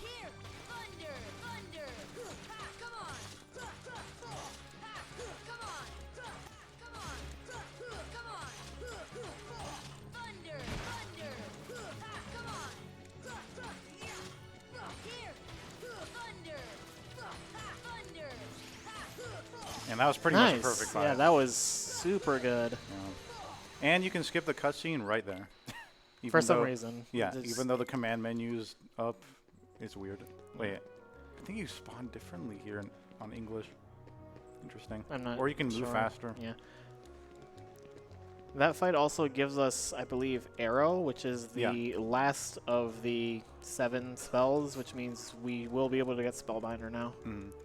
However, Arrow itself is useless on level 1 because of how much damage we take.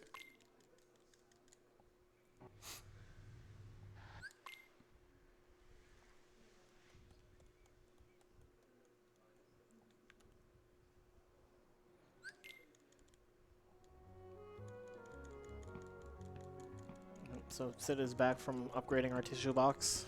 Mm-hmm.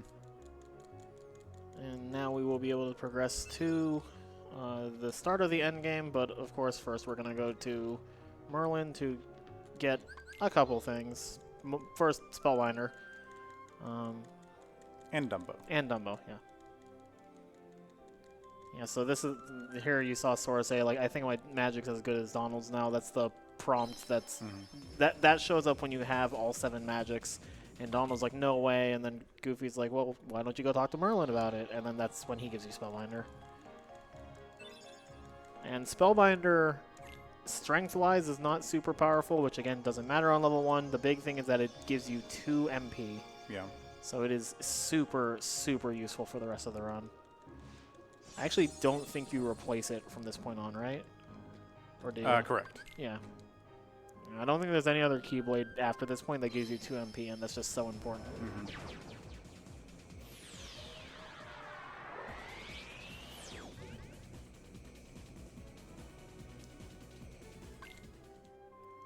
All right, and we have another gummy mission here. It's very scary. I have to do more specific pathing to avoid enemies from killing me from behind.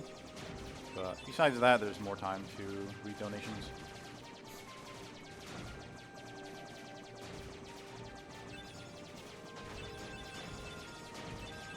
Or to ask chat questions.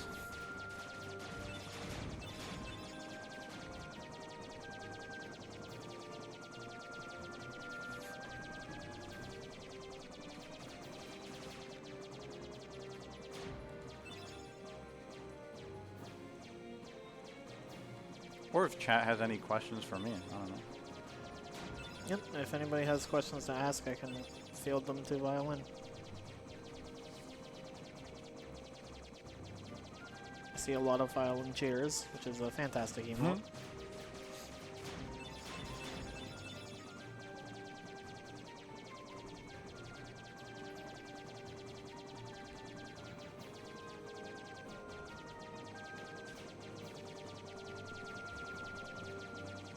Those are the enemies that can one-shot you. Yeah, so this is Hollow Bastion. Probably, in my opinion, the best world in any Kingdom Hearts game ever. I agree. It is just absolutely phenomenal, like everything about it. So this is the beginning of the end game, and there are only 2 worlds, including this one, and that kind of just snapshots how long these 2 worlds are, because we are an hour and 40 into this run, and in that time we went through, what, 7 worlds or something? And the remaining 2 worlds take up another hour, and that's just how long this section is, but it's all so good.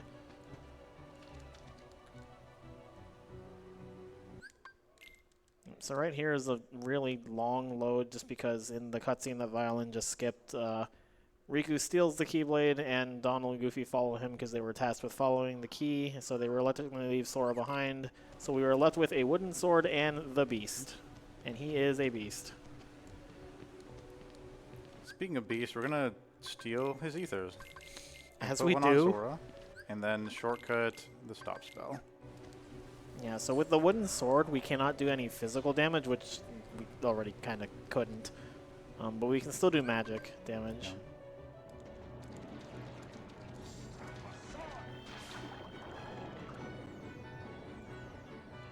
Yeah, there's going to be one enemy we have to deal with while we have the wooden sword. It's going to be a Defender Heartless. And normally on other difficulties, we would just use 1 gravity and then have Beast clean it up. But Beast is on level 1 and doesn't do a lot of damage. So instead I have to use a stop spell and 2 gravities. And that's because while an enemy is stopped and is taking damage from gravity, gravity is percentage based. It's based on the current HP that the enemy has. So normal gravity does 50% HP on a normal enemy. But because the enemy is stopped, both gravities that I do while the enemy is stopped are going to do 50%, which will equal to 100. I love math. Yeah. But if you were to use 2 gravities without stop, it would do 50%, and then 50% of that remaining HP. Yeah, so we'll do 50 and then 25, which is only 75. 75%.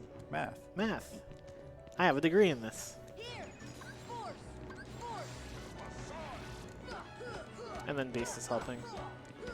And then I can build up some MP. Yeah, so even though the physical hits weren't doing damage, every hit increased the charge on the MP gauge, and that's just nice for getting more magic. Yeah.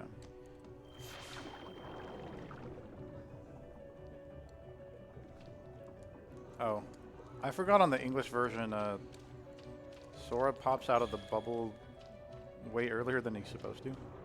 We're locking Beast behind the Also, gate. I don't know if you noticed, but in this version, the water moves faster than the gates. I did not. Oh, Yeah, I've never noticed that. Is that exclusive to English? Or it's exclusive to to anything that's HD? 60 FPS. Okay. Yeah.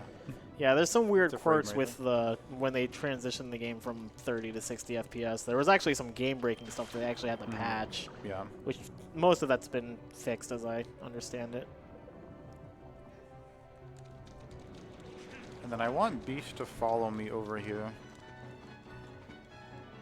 which he did not. It would just make me be able to interact with this sooner. Like the command menu would turn blue faster if he's next to me. Saves like a second. And this upcoming fight is Riku 1. It is very scary on level 1. We have to heal immediately when getting hit. And basically, I want to keep parrying with his attack. He retaliates after every 3rd attack. Or after every 3rd stagger, so yeah. And Also, then, we get Donald and Goofy back. Yeah, and Donald and Goofy can parry Riku, so I have to keep that in mind.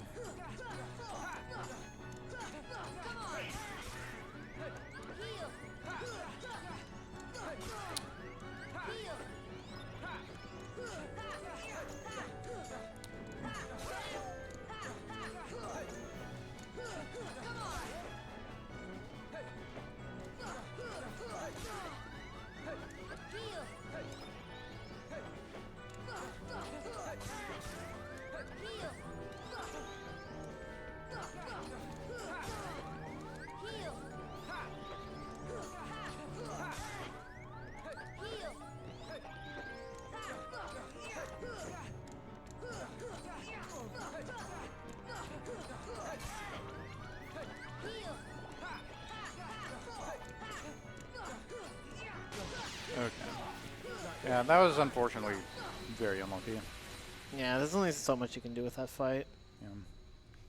Even on beginner, that can be a very rough one.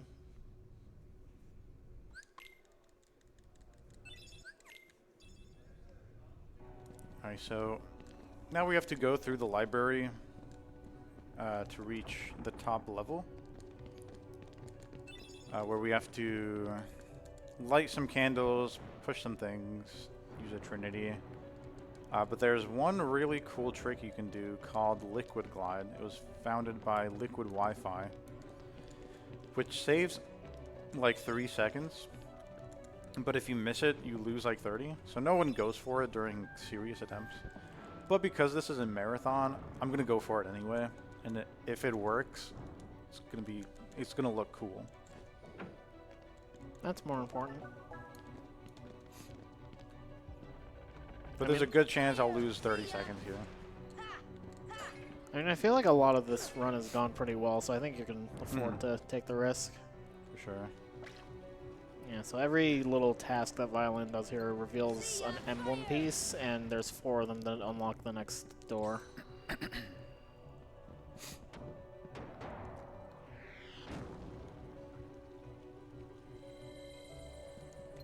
See ya! See ya! I'm also doing jumping fires so I can start moving quicker after. Alright, and here is the trick, if I can get it. See ya! See ya! Dang it. Yeah, so you can glide while the camera is panning right there, but you have to do it without being able to see. And you can potentially land on the platform where that last emblem is. But it's okay.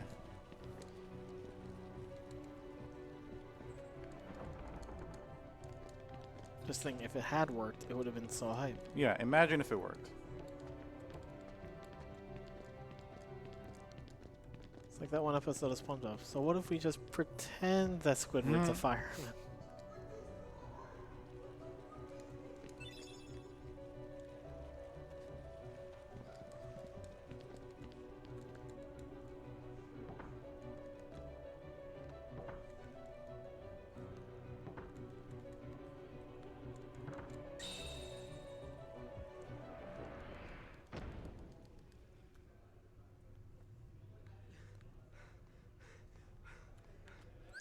Riku needs to stay hydrated. Yeah.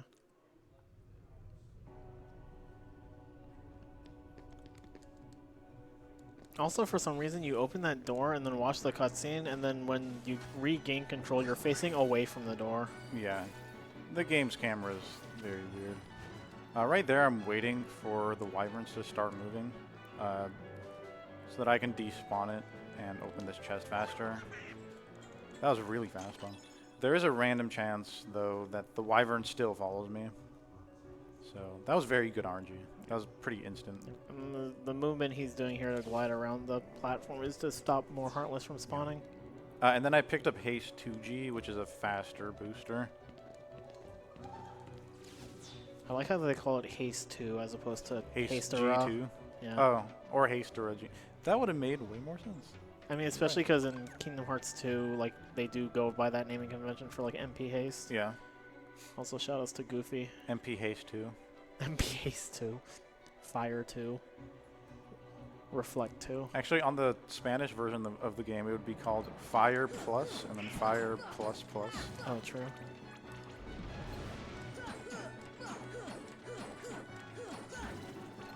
Nice. I see someone in chat asking, is the Japanese version still faster with English positioning you differently after some fights or cutscenes? And yes, the text is just that much faster. Yeah, so right there, every attack that I do on the wizard does fixed damage because I'm being scaled up slightly with EXP 0. So I'm hitting a certain damage floor. And then Donald and Goofy do the same amount of damage as me. So in total, it takes 8 hits collectively to defeat a wizard. And right here, I'm picking up this blue trinity. It comes with 2 cottages and a mega elixir. which will be very important. And I also have Dumbo pre-selected, so I'm about to use him. But first, we have to get a cool hidden accessory called the Royal Crown, which gives us another extra MP. And with Royal Crown, Ray of Light, and Spellbinder will be at 7 MP, and that'll be the most MP we'll have in this category. That is a lot. And that is the most MP you can have on level 1 in general, I believe. Unless I'm missing something. I know Shiva Belt gives you a lot, but that's slow to collect. Alright, and right here is Dumbo Skip. We're going to summon Dumbo, and then we can ascend a little bit, and then dismiss him to grab this ledge. And that skips us having to interact with all of the like little switches. Yeah, you would have to clear out that mob to activate one switch, travel to the other side, clear out another set of mobs, and then do another switch, and Dumbo's just faster. And coming up is one of the hardest fights in the entire run. I have to do extremely precise damage storage combos. That MP bar is crazy. So, yeah, I really need to focus here.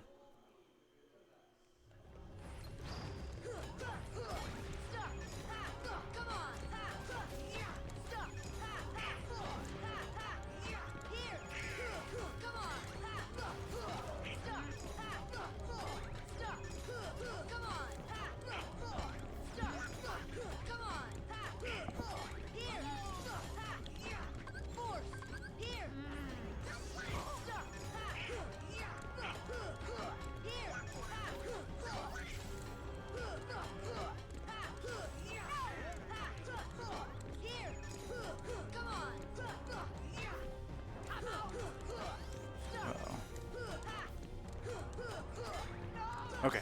Nice. Also, by the way, that's 8 MP bars. I counted them. Oh, my bad. Yeah. 8. Yeah. Yeah. I don't think there's anything in the run that you would ever do that would give you another MP bar, but if we were talking strictly casually speaking, you could get one more off of Diamond Dust, because that gives you 3 MP. And this is another fight that I really need to focus on. This is an infamous fight if you've ever played KH1 casually. But this honestly, for me, is like one of the coolest fights in the run, and we'll just let it speak for itself.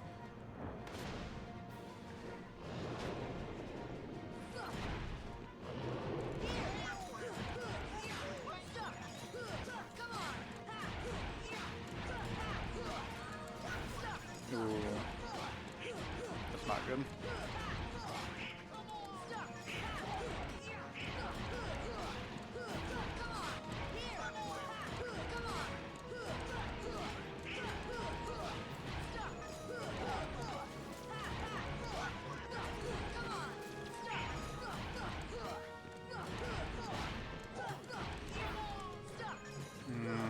I might have to die here.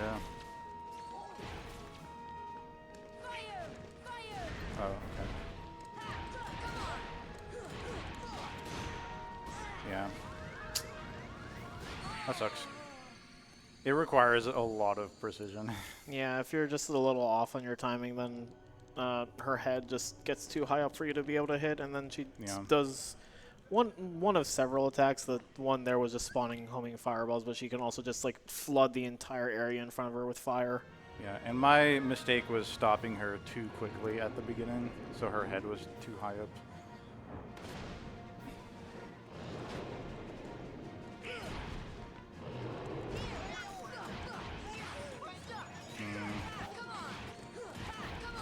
I'm gonna wait. Please lower your head. This might be fine.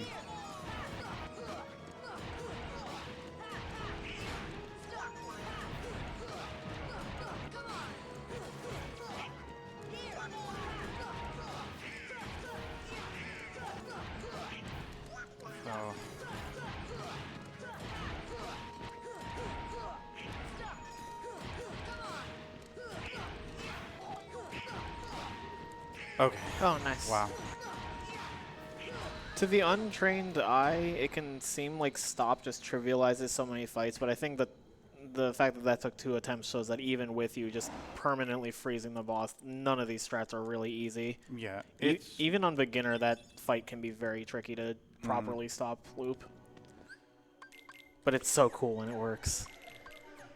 Also, I failed to mention, it's actually faster to time your air combo inputs instead of mashing, because this game does not have a buffer system. So all of the combos I'm doing are timed in a very specific way. Yeah, when I started running this game about a year ago, or almost 2 years ago at this point, I was definitely a masher, and when I learned how to time my inputs, that definitely led to very rapid improvement. It is actually night and day, the difference between mashing and timing. Yeah. Also, I put on a Donald's cheer and put gravity on triangle, and this is a very hard fight. There's a cool loop you can do in the second phase. Yeah, I'm gonna focus here. But Kylie, you can commentate if you want. Honestly, I'm not an expert on this fight either, but one thing of note is that every 4th hit, Riku Ansem automatically retaliates, and that's one thing you can do to kind of plan out how you approach it. You can see that Violin is doing very short air hops to get very quick air combos out. And then Riku Ansem does have a desperation move. So when he hits a certain HP threshold, he'll start doing his Dark Aura attack where he just jumps into the air and just like attacks the whole arena. It's a fairly fast DM, but once he does it once, he starts doing it like 1,000 times. So Violin will try to do a DM skip, which is what we call just staggering an enemy into a point where they just won't do their desperation move, just like that. I like how you were still hitting him even after you knocked him out. It was like you have to make sure he's down. Yeah, that was an incredible Riku Ansem. Yeah, actually, I want to shout out a runner named Arklet, who also runs level 1. That specific loop I was doing, so the way I used to do the fight is I would do 2 hits to stagger him and then a full combo to trigger his retaliation. There's a random chance on level 1 for Riku to hit you out of your finisher if your finisher is the last attack that triggers his RV, his revenge value. But one day I was watching Arklet and he was staggering him with the finisher first and then doing 2 hits after, and that has been way more consistent for me. Also, we're Heartless now. Yeah. This is Albert.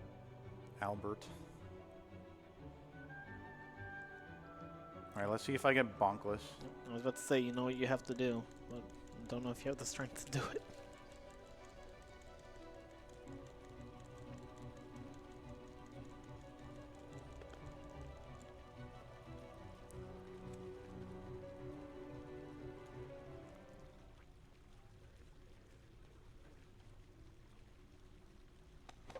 Nice. Hey, let's go. Yeah, so the run is valid. Yeah, so pausing the cutscene before Donald actually hits Albert is not as easy as it sounds like it should be. I think I've gotten it like twice. Yep, so we escaped Hollow Bastion, but we left Riku there, and Sora's like, we have to go back and get Riku. And Sid's like, I can't let you do that. There's so much Heartless now. So he's telling you where to get a navigation gummy that he hid years ago that you can use to take an alternate route back to Hollow Bastion. And there's a really funny cutscene glitch we can do, but I'm not going to do it. We're already like behind schedule. Yeah. Oh, wait. Oh, I yeah. forgot which version I'm running on. Yeah, on Japanese, that gate would be open because you would open it with the Red Trinity. But because we're on English, you have to warp to Merlin's house. Yeah. Is it actually faster to just go there normally on No. J? Oh. So you were just doing it? Hmm? I'm saying on J, would it be faster to just walk to the waterway normally? Oh, yes. Oh, well, That's that's good. That's good for me to know, I guess. Yeah. I will keep that in mind for when I do runs of this again. But basically, if you want to do this cutscene, skip or glitch, you just stand on this rock right. Oh, never mind. Well, you Sorry. don't do that. You're supposed to stand on a specific rock and then dodge roll into the water on the left. Yeah. There's a visual cue to know you got is that instead of Sora walking towards Kyrie in that cutscene, he'll just kind of like stumble. He'll into dodge the cutscene. roll into the cutscene. Yeah, and then it's really, really funny. I would Yeah, just say just watch it. You can watch my RPG Lemon Break 2022 speedrun where I do that. That one also has you doing it with the retranslated retranslated mod. one. Yeah, so there's a hilarious mod for Highly this game recommend. called Retranslated, where they took the script of the game, like ran it through like 3 different levels of Google Translate, and then redubbed it with like the completely mangled dialogue. It is the funniest thing ever, and I cannot recommend it enough. Yeah. Also, I just got Mushu, so we got the Fire Glow rock, or what is it called? Summoning gem? Yeah, the summon gem. From defeating Dragon Maleficent, and that gave us Mushu from the Fairy Godmother. And Mushu is, in normal circumstances, Mushu is really not that special. Yeah. But when you factor in damage storage, he is absolutely insane, and we will see that for a majority of the end game. I want to say, like, I think at least 3 bosses just get completely eviscerated by him. Yeah.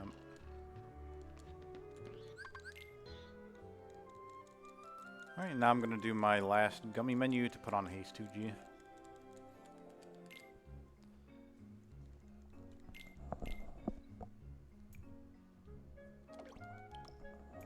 And our Pace gummy ship is complete.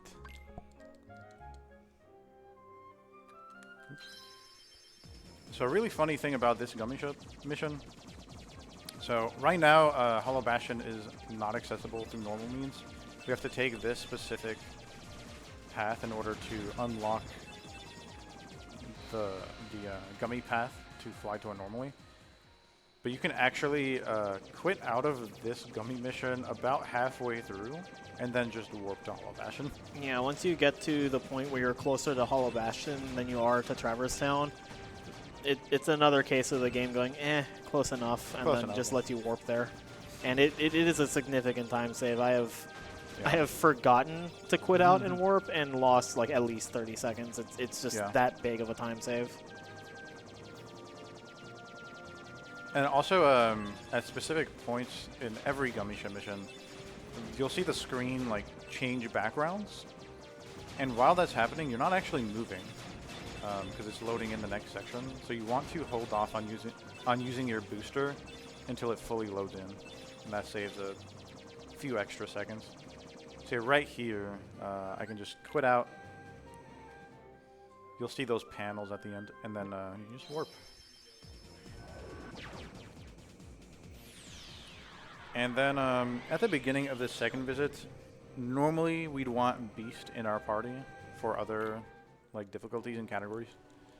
But Beast is really bad on level 1. It's just not worth having him. Yeah, Beast is very much like raw strength. I think like physically he is the most powerful party member. But again, strength just doesn't matter on level 1. But he is so incredibly useful on lower difficulties. Yeah, and I'm trying to make a really tight cycle here to get this. Ooh, well, I missed it. It's okay. To get this Mega Elixir chest and then make it back onto that moving platform on the left. But it's fine. It happens. I missed the jump input. And then right here, I'm going to try to spawn only one enemy. There we go. And then jump up here, summon Dumbo. It is possible, like the longer you stand on the low zone, the more enemies will spawn. But because I moved quickly forward and back, it only spawned one enemy. And then if my movement is good here, I can despawn that wizard. Yeah, he despawned, so the command menu will turn blue immediately. And then we can proceed.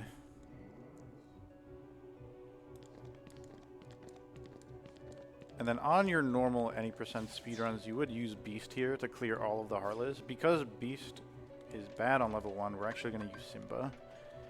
And the way Simba works is if you do a 3-tick charge, like if you hold the charge button, you'll hear it ticking. The more that it ticks, the more damage that it does. So I'm going to do a 3-tick charge to stun all of the enemies, and then do a 4-tick charge to kill all of them. Yeah, the trade-off is that when you do this attack with Simba, you are standing in place and you're basically a sitting duck. So Yeah. higher tier charges are stronger, but they're much riskier. So there's a lot of thought that goes into using Simba. Get the strength. So now they're all stunned. Now they're all dead.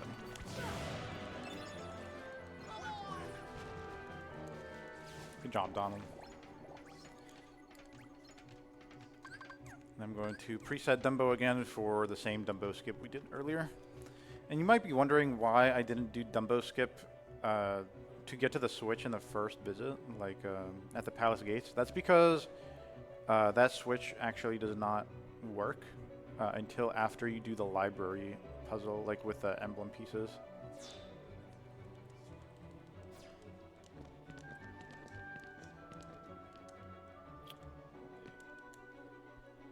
So we're just gonna do Dumbo skip again, and then touch the save point for some more NP.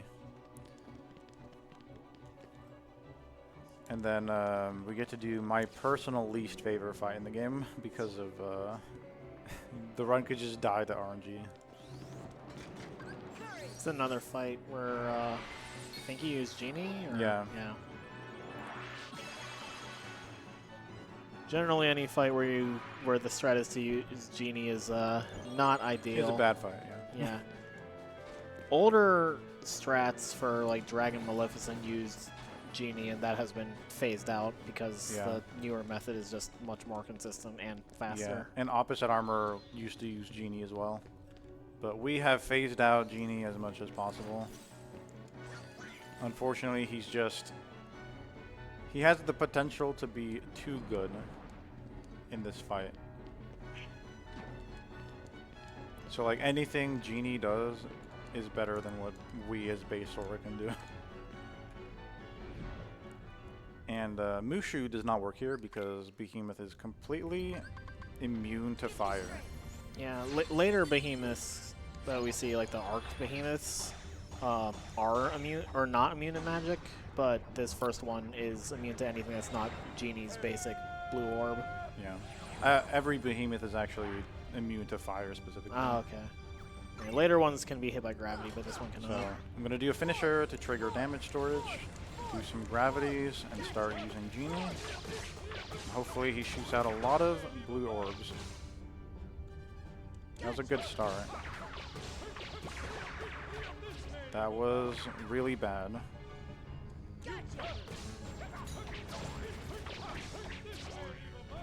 That was okay.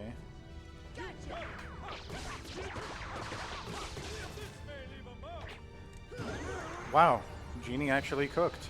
Nice. That makes That's up very for rare. that makes up for Ogi. Yeah. Nice. And we got Omega Arts there, which increases your strength.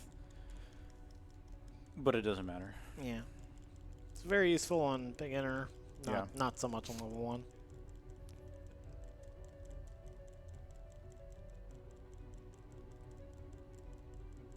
I'll let you cover this part, Violin. Yeah, so, one sec.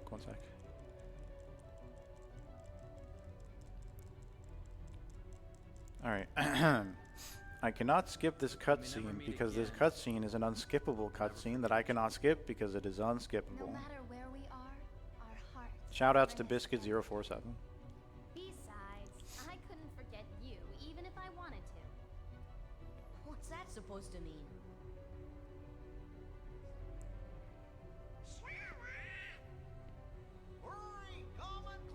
It's so weird hearing this in English.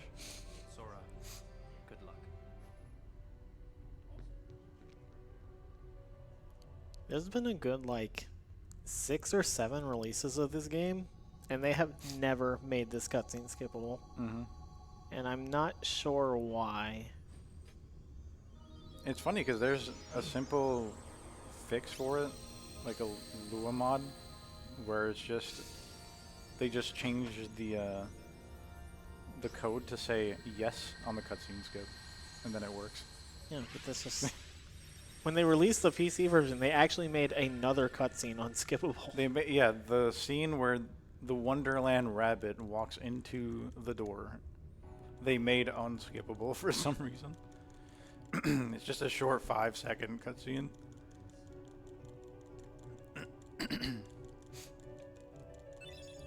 So right there we got Firaga, which is it does more damage than fire. Yeah. That's the only tier 3 spell you get in the run, I believe. Yeah.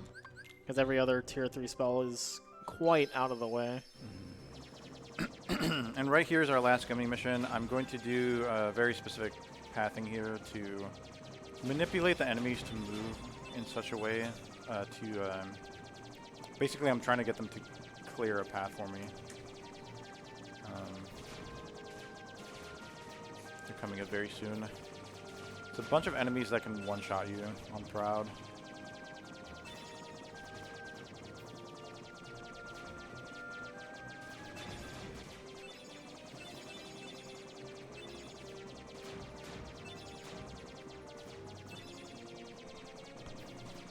So right here, I'm going to slowly move to the left to bait these enemies to go to the bottom left, and then I can go through here without getting hit.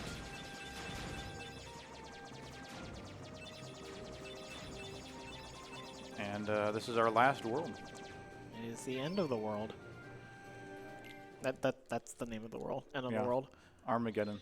Yeah, Armageddon and Hollow Bastion was Empty Fortress. This is all referencing Retranslated, which you should all play, or at least watch. You can watch it on YouTube. Alright, so here I'm going to use a couple of gravities and then try to stop the invisibles together. That was decent. Invisibles are very, very annoying enemies because Yeah. they also 'cause have they can do desperation that. moves. Yeah, that. They have desperation moves that they will do even if they are not desperate. Yeah. And if they do that, you kind of just have to wait it out. Ooh, do I have enough MP? I need 2 MP to summon Simba. Ooh. Yeah, thankfully though, I did get an extra ether earlier. From a wizard, I believe. So that's pretty, that came in handy.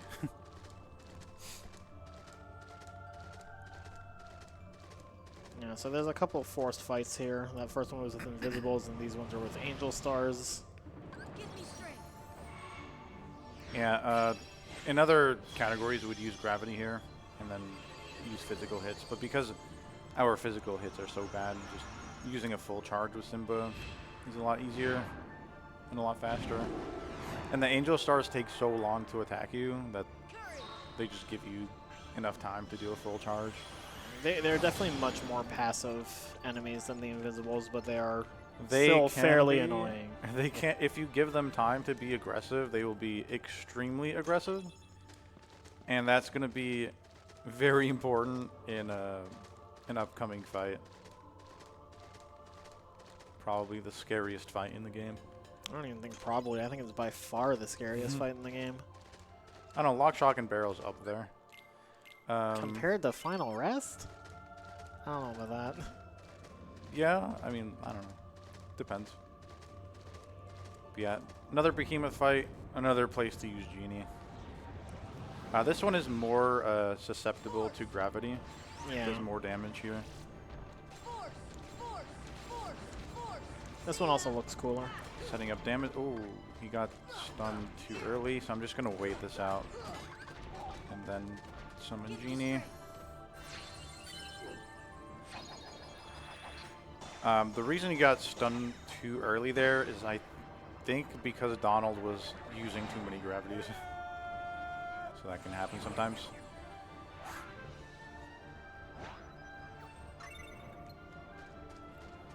Alright.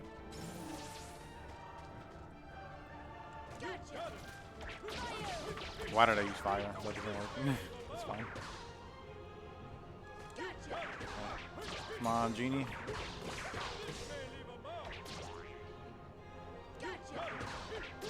Okay, Nice. not bad.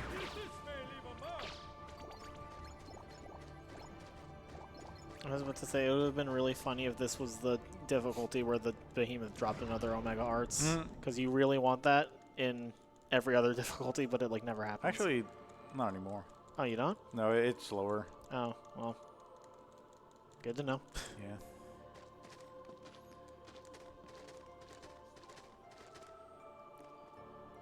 Yes, I'm gonna drop on this save point. Get my MP back. Yep. So this section is the world terminus. The way it works is that each of these portals leads to like a snapshot of every world in the game. But if you've sealed that world's keyhole, you don't actually have to do anything in that portal. So we've sealed every keyhole except for Olympus Coliseum and Atlantica, so we do have to clear out those rooms. Yeah, and then you are forced to enter 100 Acre Wood. Yeah, but no there's matter no... what. Yeah, even if you had cleared 100 Acre Wood, but there's nothing Yeah. in there except for an elixir and a save point. Or it's a mega elixir, I think. Yeah, so right here I'm going to do a 2-tick charge just to stop everyone from moving. There's an air soldier that can swipe me if I'm not fast enough. And then I'm going to do a bunch of full charges. I like the fireball that just stares at you, like comes at you menacingly, but then fades before it reaches you.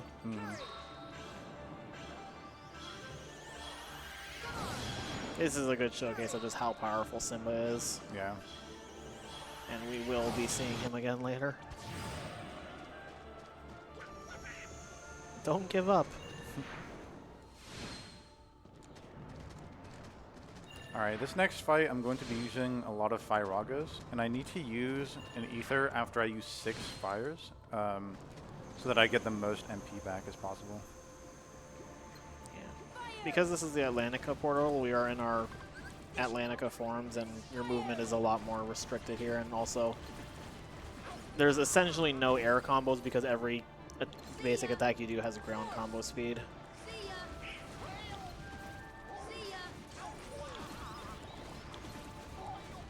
Nice.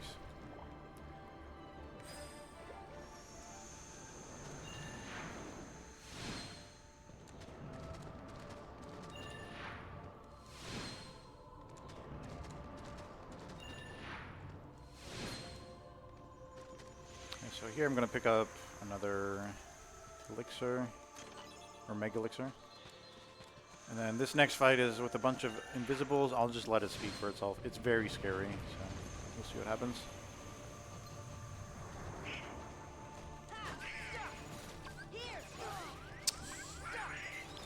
Thank you, Donald. Oh no. I accidentally left the room. And now I'm just gonna take a death here on purpose to get all of my MP back. Forget, when you get forced out of the room, does that... It resets all of their health yeah, to max. okay. Yeah. Yeah, it's really annoying that you can accidentally just end up outside of that room. Yeah, sometimes it's just better to just take a death, just to refill your MP to full. That's not good. Yeah, it's really hard to control these enemies in level 1. And Donald and Goofy keep dying, which is not good.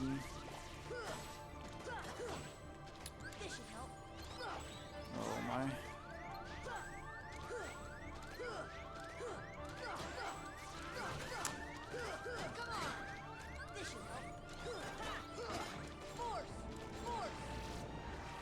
Okay.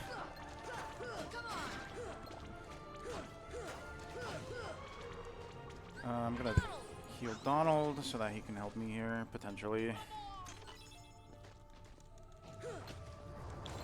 So there's just 2 more invisibles here. Yeah, so Donald is dealing with the other invisible right now. Nice. I don't think there's any non-boss in the game that's like quite as terrifying as the invisible, especially on higher difficulties. Except the Angel Star. Oh, yeah. Conveniently, both in the final hub. So this is Chernobog, and this is where we're going to see Mushu for the first time. Yeah, so I did a full combo there. I landed on his shoulder, and I'm summoning Mushu. You have to land on the shoulder because you can't summon, You can't summon while you're flying. Yeah. And with damage storage applied, just watch.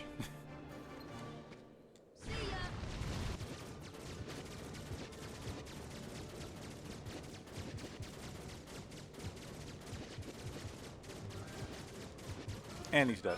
Yep. It's even funnier when you see it in proud mode because you have scan on and you just see the health bar just get completely obliterated. Mm-hmm. But even that was just like he should not die that fast. Yeah. So these items are very important. I'm putting on 2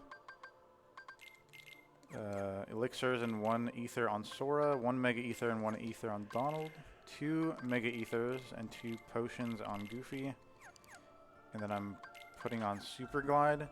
I want Donald and Goofy to have those specific items so that they can hopefully stay alive and give me MP whenever I need it. It's very, very, very important that they give me MP.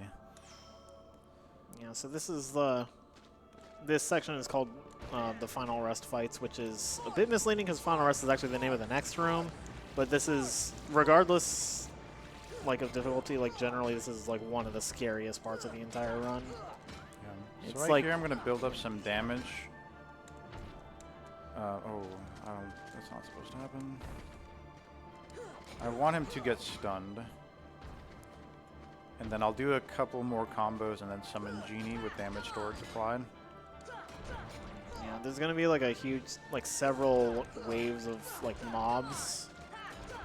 And if Violin dies at any point, he starts over at fighting the Behemoth. So this is like a very, very scary part of the game. Yeah, I did need to heal Donald and Goofy there because you can't summon if your party members aren't alive. This should be the last we see of Genie though, right? If I don't die, yeah. Yeah.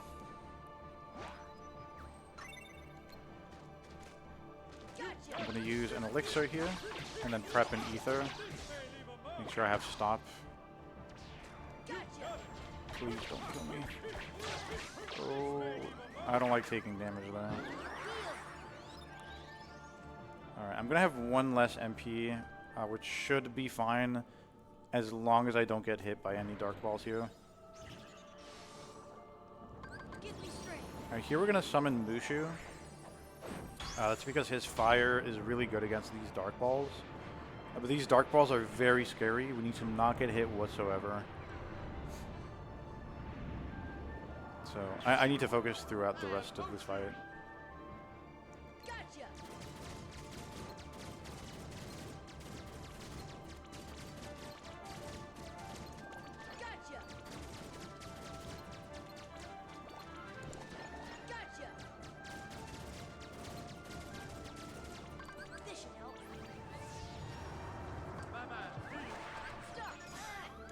Ooh, there's an invisible that's not stopped.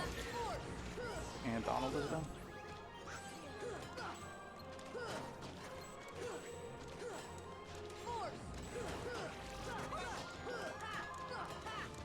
Okay.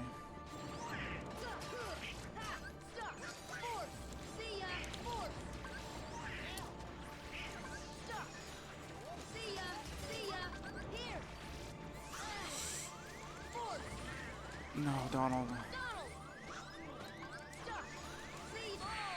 Oh my god. Yeah, I got bad luck with Donald and Goofy there. Donald was just not doing anything. Even when you healed him, he just... Yep.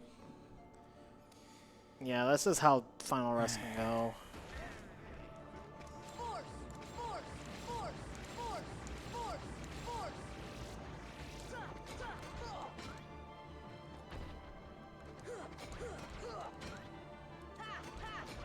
But essentially, takes 1 stop and 3 gravities to kill an Angel Star.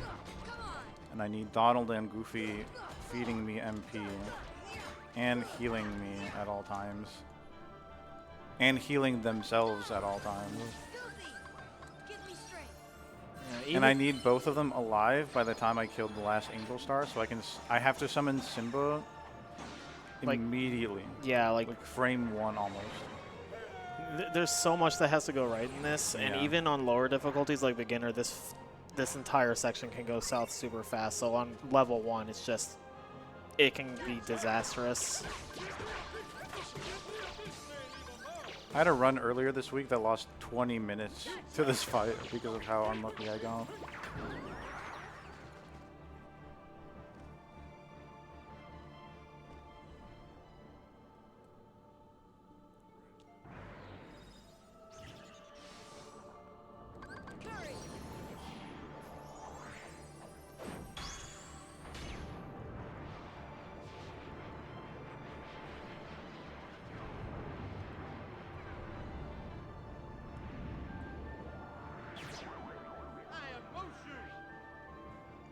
Gotcha!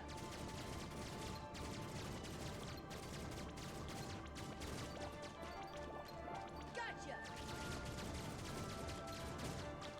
Gotcha! This should help. Here! Force! See ya! See ya! Force! Force! See ya! Force! Force! Really?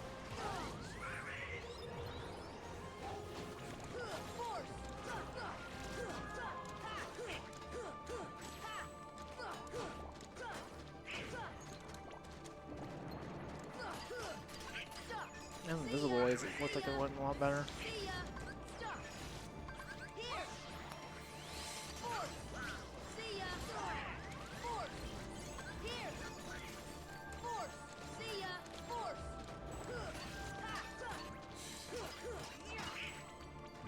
I'm very short on MP. The other one is still alive? Okay, that's good.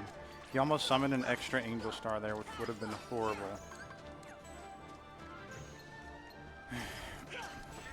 No. Yeah, I have to die here because Donald is dead. Yeah, that was just such inconvenient timing for Donald to die.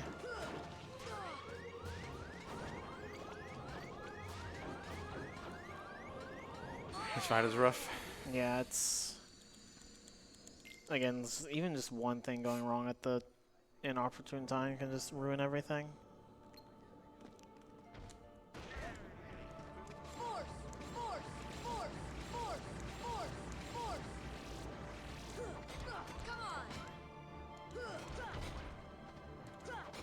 There's actually an older strat we used to do that was a lot more consistent, where we would summon Simba when the Angel Star spawned.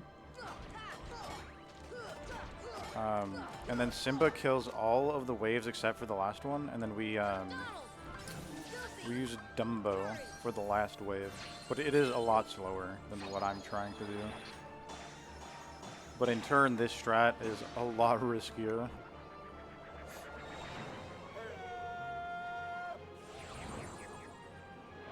Would that be a backup you would consider if this continued to go south? With the items I have, I don't think the Dumbo strat is viable. Oh, we actually okay. changed our item routing for the new strat. Okay, so it has to be this then? Yeah, pretty much. Yeah, I guess that's just like a snapshot of just how strict a lot of stuff in this run is. Mm-hmm. Well, third time's the charm. Fingers crossed.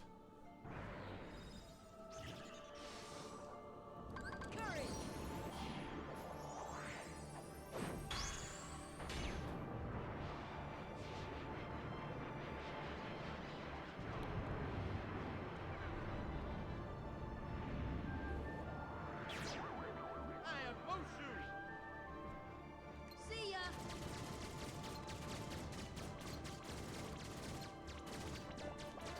Gotcha!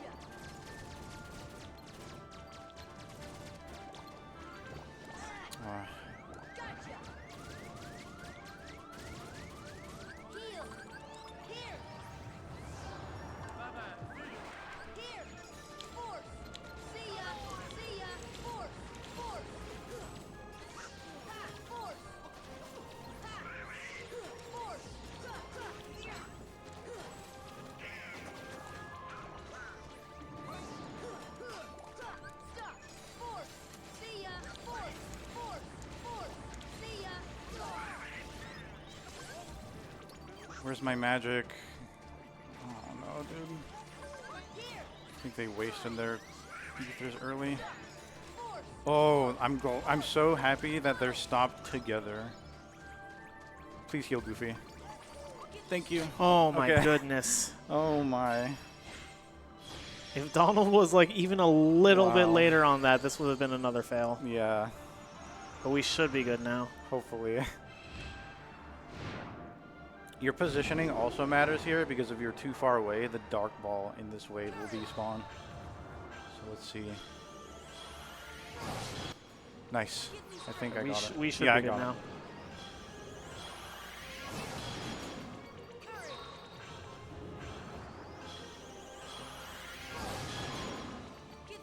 You can see how many waves of this that are just getting completely destroyed by Simba.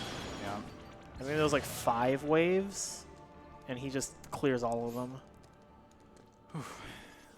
All right, we got out of that. That is the last super stressful thing. Yeah.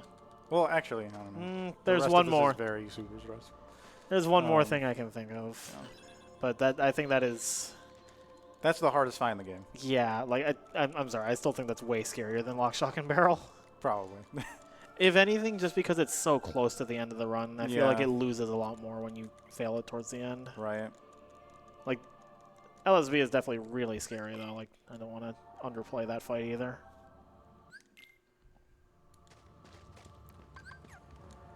All right, so this is the beginning of the final fights. This is past the, the point of no return that is standard in RPGs. Mhm.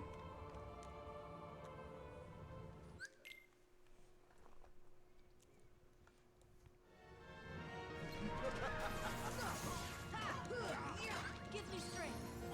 Thankfully, this first fight goes by really quickly because of Mushu. Mhm.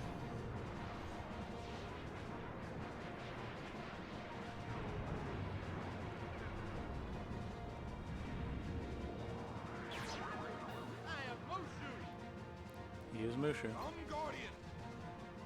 Just wait for this, See ya. and then just shoot him.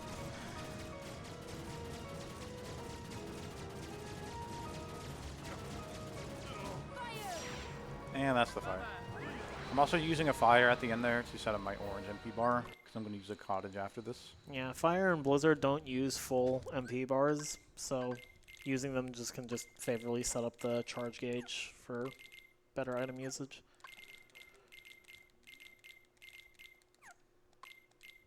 And this is the last time we're going to be able to menu, so that's where Violin just equipped literally everything. But after this, you cannot menu, it's just non-stop fights.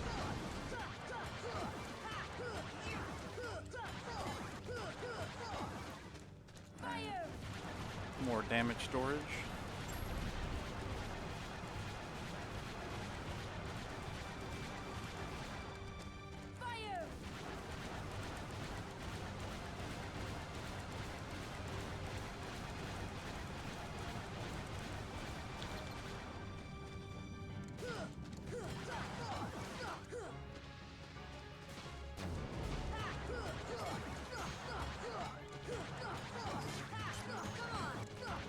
I'll just have you explain pretty much everything after this fight, Kylie. Okay.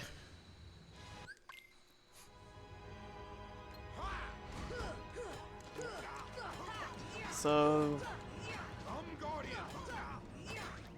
Anthem 2's similar philosophy to Riku Ansem from before, where after a certain HP threshold is met, he will start doing a desperation move. I believe he can do it twice, and there are ways to skip both phases. It's a lot harder when you don't have an HP gauge. Another thing to note is if Violin dies in this fight, he has to fight Darkseid again. So this can be a very punishing fight to have go wrong. But he is doing a very good job of staggering Ansem to make. Well, yeah, didn't get the DM skip, hard. Unfortunately. Especially when you don't have the scan to be able to tell what his HP is at. Thankfully, the DM itself is like super easy to dodge, but it loses a lot of time. So the submit attack, if you get hit by it, it changes the attacking pattern and makes it a lot more annoying. because you'll just. Oh, well, well, here now you it get to goes. see what it does. Yep. Oh, I don't have a leaf bracer. I can't. Yeah. Yeah. that's- There's ways to like circumvent it on lower difficulties. You can use Leaf Bracer, which Yeah. makes it so that while you're healing, you just can't be hit at all. And then you can also use Ars Arcanum, which has invincibility frames when it starts. But on level 1, that's just rough to get hit by. It's got a pretty like big blind spot on its like attack hitbox where if you dodge roll into the attack, a lot of times it misses, but sometimes it still hits. So unfortunately, I have to fight Dark Side again. See ya.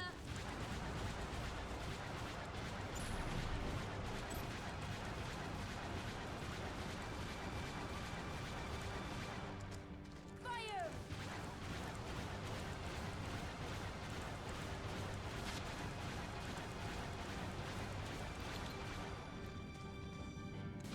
Come on. Come on. See ya.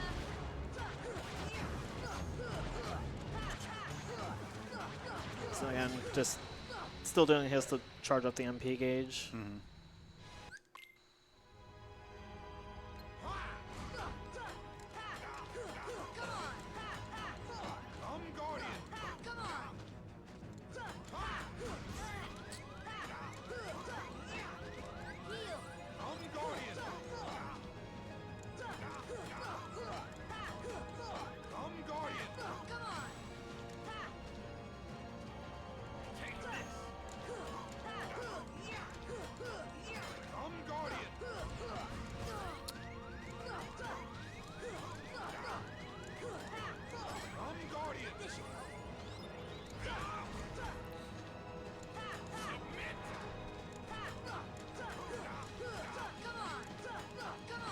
Okay, it's a 1 DM skip.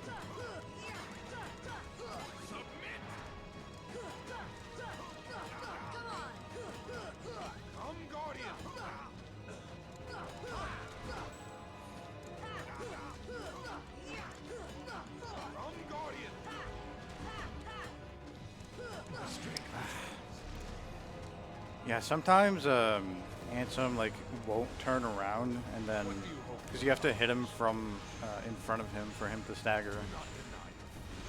And because my positioning was off there, I couldn't stagger him out of the DM.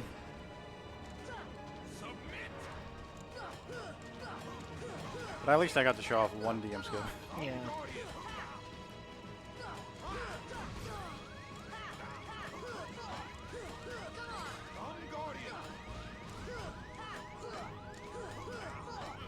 Nice. One thing noted there is that even when you took like a hit and we're at 1 HP, because of the way like Ansem reacts to getting staggered, like he automatically just puts up the Guardian. That made it like safe to stay at that 1 HP until you had a moment to heal. Yeah. Alright, so this is the start of World of Chaos. It's like a multi-staged final boss. This first part is Ansem 3, and really the best way to go about it is land. Well, don't do that. Whoops. A little too close. You want to land a finisher on him and then just do damage towards fires. Yeah. You don't have access to Mushu because you don't have your party members with you at the moment. That's really the best thing you can do. Although at one point in the middle of the fight, he'll just start summoning lasers, and kind of just have to run away from them.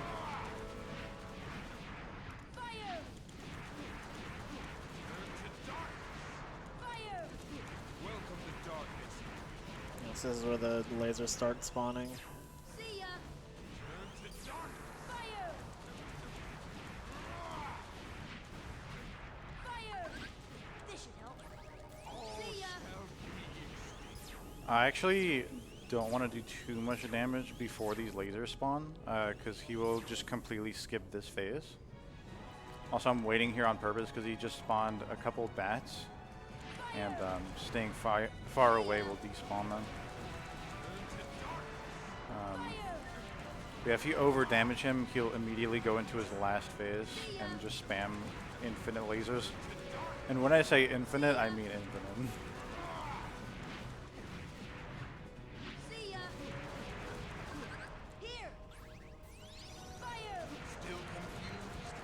Then perhaps this light all Nice. Then here I'm going to do a cutscene skip. By dodge rolling into a portal, it'll just automatically skip the cutscene. In turn, it'll make this room very blurry for some reason. See ya.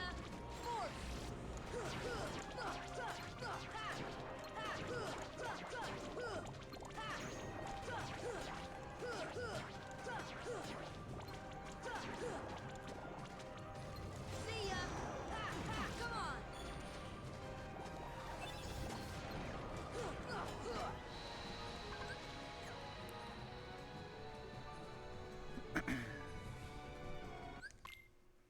And then this is the artillery. I'm going to take a death here on purpose to get my MP back. It's actually faster. Yeah, this is the other like really terrifying thing that I was alluding to earlier. Yeah, and there's a lot of RNG here. So we'll see what happens. Yeah, so having the MP is just huge.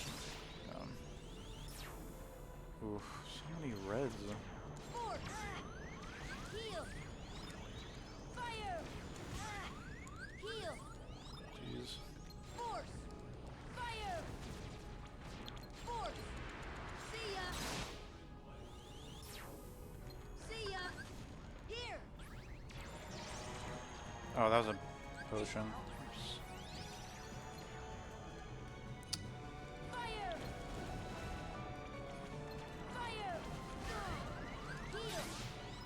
I could have died there with that pushback. See ya. Force. See ya. Force. And then I want 2 MP at the end of this fight to Fire. use stop Heal. in the next fight. Come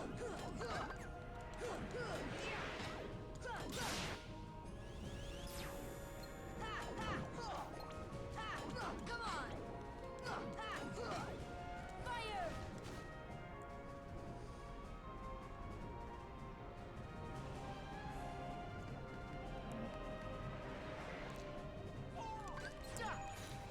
I wasn't locked on. Here.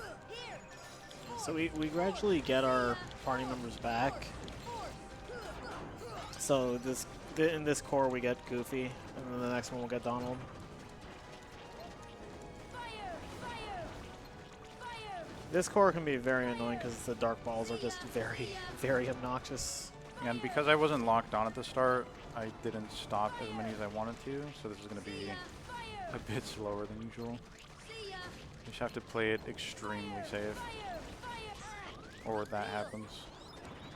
Fire. Fire. See ya. Fire. See ya. Fire. Fire. See ya. See ya. Fire. Fire. See ya. Fire. Fire. Fire. Fire. Fire. See ya. Okay, I was actually hoping they would drop a Mega Ether for me, but I'm going to make Goofy throw a Mega Elixir. Thank you. And that'll give me a lot of MP for this upcoming fight where I'm going to use a lot of damage storage, but I also need to dodge a lot of lasers. It's very tricky. Fire. Fire. Fire. Fire. Fire. Yeah, this fight can be scary because it there's just like a lot of lightning going around. See ya. See ya. Fire. Fire. Fire. Fire. See ya. Fire. See ya. See ya. Fire. Fire. Fire. See ya. See ya. I'm going to heal Goofy so he gives me another Mega Elixir. Hopefully. Nice. Fire. I like how he got knocked out and then immediately got healed by his own Mega Elixir. See ya. Fire. That was bad timing. Fire.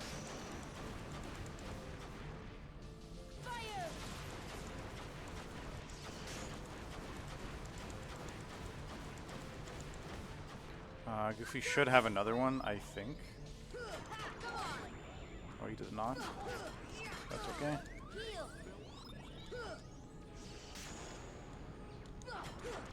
He should almost be dead. See ya. There we go. Nice. So there's one more core after this that has Donald. It also has Invisibles, so that's fun.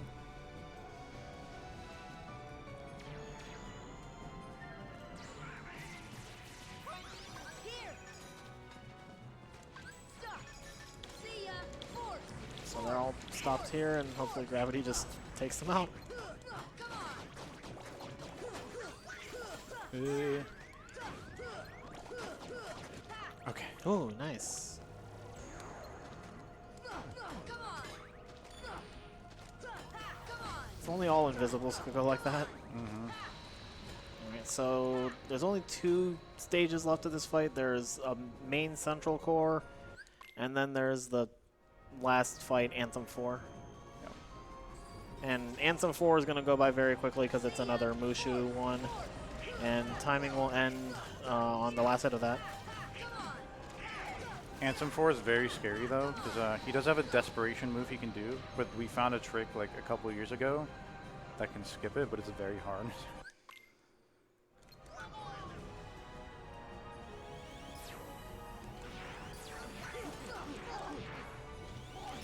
Give me strength. Alright, and hopefully I don't die here to these last few lasers.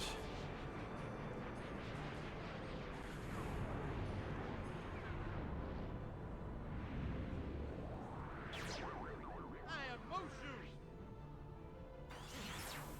Gotcha. Nice. Dark. And time will be when he's dead, when the screen flashes. Witness. Real power. And time. Time. And that was GG's. KH1 on level 1. Very, very difficult speedrun. Yeah, endgame was very rough, especially Yeah. Final Rest and Anthem 2. Mm-hmm. A lot of the early game was very clean though, and Yeah. also the load problems early on definitely Yeah, tacked that on a was couple minutes. But It's yeah. a very volatile run, so Mm. So next up is the level 1 Sephiroth showcase. I'm gonna ask if we can cut it away because I need to rename some folders to access the Japanese version, and then we'll be back with level 1 Sephiroth.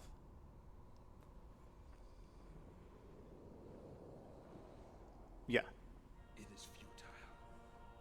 The Keyblade alone cannot seal the door to darkness. Kingdom Hearts,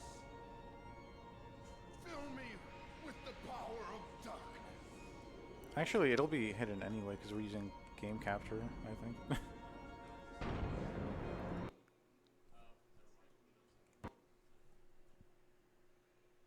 Yeah, okay.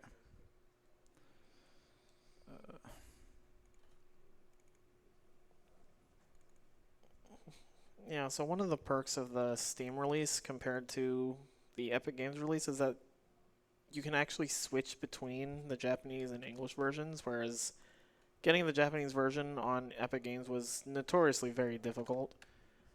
So not only is that great for a convenience factor for the speedrun, but it does require some like file renaming to be able to quickly switch between the 2 versions, because normally you would have to Cool. like completely reinstall the game, but if you do some clever file renaming, then you can just swap between them very quickly. Alright, so I am at level 1, as you can see, and I have only 1 MP bar. It's because I'm using the One-Winged Angel Keyblade, which you get from defeating Sephiroth. And it actually gives you -1 MP. So this is the lowest MP we can possibly have.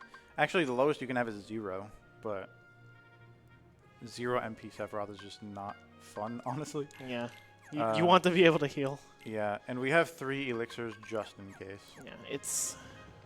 One-Winged Angel is such a cool-looking Keyblade, but it is not a good one. Yeah, and just to explain how Sephiroth works in general, Sephiroth has a hit counter similar to Riku Ansem, and Ansem 2. If you hit Sephiroth 4 times, he will either he will counterattack or teleport away. Or if you hit him a total of 7 times, that'll also trigger his retaliation. If you hit him less than 4 times, so you can. What I'm basically going to do is I'm going to hit him 3 times, let him get staggered and attack, and then I'm going to hit him 4 times so that his hit counter reaches 7, and then doing that I can maximize the amount of damage that I do. It'll make sense when I do the fight. Also, anybody who has done this fight knows that it is, like, bar none, the hardest fight in Kingdom Hearts 1. Yeah. Oh, also because of the damage scaling, like the battle level difference, I'm going to be able to take an extra hit. So 3 hits right there. And then 4 will make him teleport and attack. And then 3 hits right there. A finisher will always make him do a fire pillar when it's the 3rd hit. Oh. Okay. Shout out to the English version where Sephiroth is voiced by Lance Bass of NSYNC. Yeah.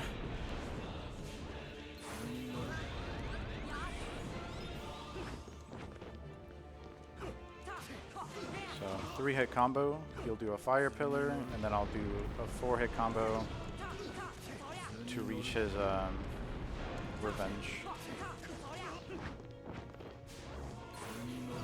To reset him, I guess. So 3, and then 4. And yeah, 2, 3, 4. 1, 2, 3. 1, 2, 3, 4. And that's just basically the whole fight. He does do some more stuff the further in the fight you get, Yeah, but that's like the he has basic 3 loop. phases, and they're all scary.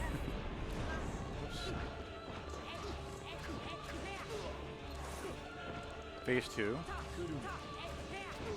So now he starts running at you, and it's very terrifying.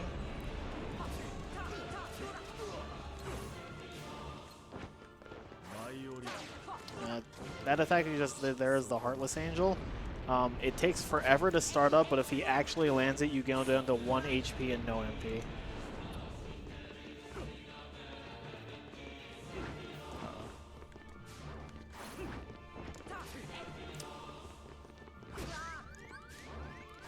Oh, okay.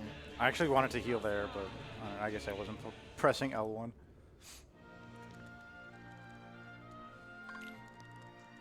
The sound of him like dashing at you is like kind of silly sounding because it's like a pitter patter, but it's like so menacing because he's just like running at you with a super long sword. Yeah.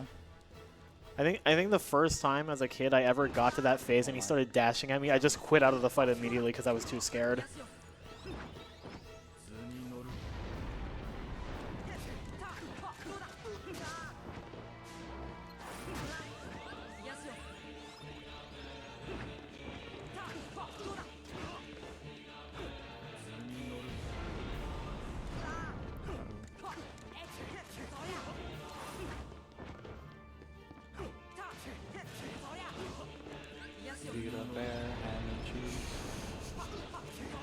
Chat, what do you hear in the song lyrics?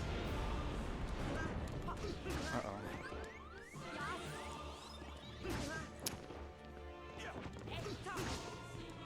Okay, so right there I hit his revenge counter, so that's why he didn't stagger. If you miscount, that'll happen.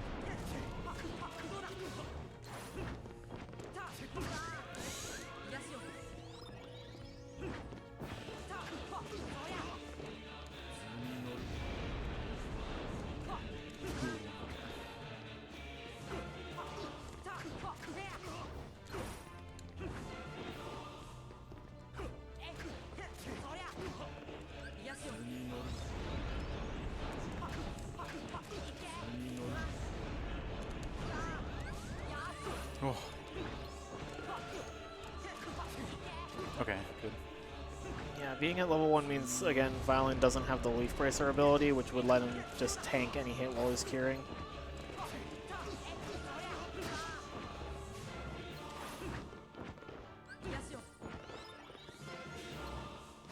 I knew he wouldn't attack though. Yeah. Okay. There's like some points where you can kind of predict that when he's like just dashing right at you, he's going to fade out and then just do a Heartless Angel. Thank you. Sometimes your finisher can just completely miss, even though it looked like it hit. And right there, you can play it safe. Oh, well.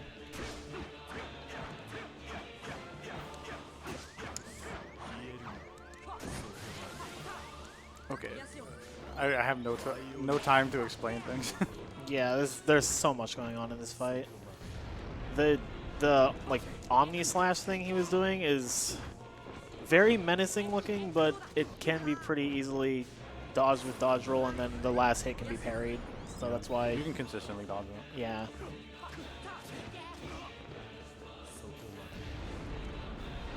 Ooh.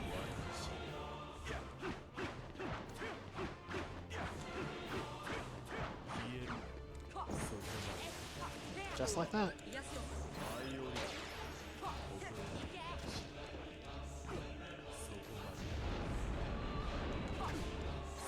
Oh, yeah. So right there, he reached 7. And he broke Oh, out. that was super close.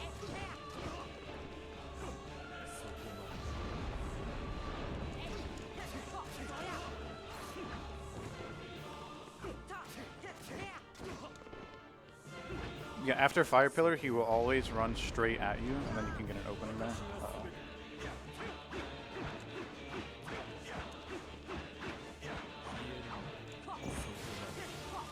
I think his hit counters at... Okay, last phase. This one is hard. So you can hit him right there as he's like rising his sword up to skip the Desperation move, but it's very precise timing.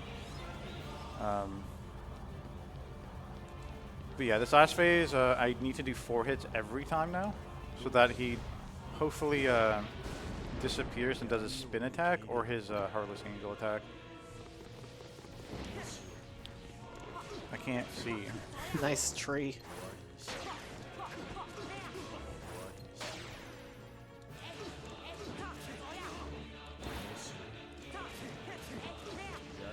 That's bad RNG. Oh, thank you for jumping.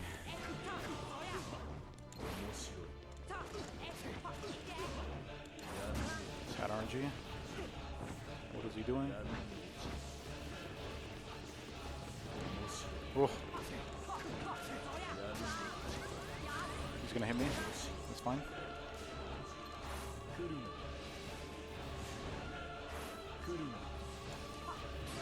Oh.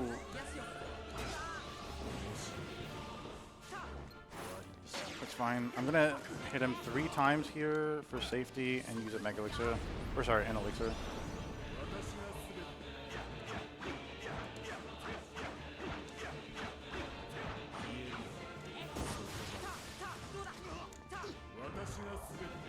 Oh.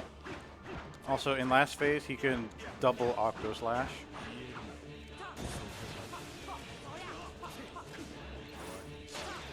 And he's Very nice. Second try is not bad, honestly. Yeah, that is level 1 MP Sephiroth. I hope you all enjoyed. You can follow me over on twitch.tv/violin. I also make YouTube videos at Violin Speedruns is my YouTube name.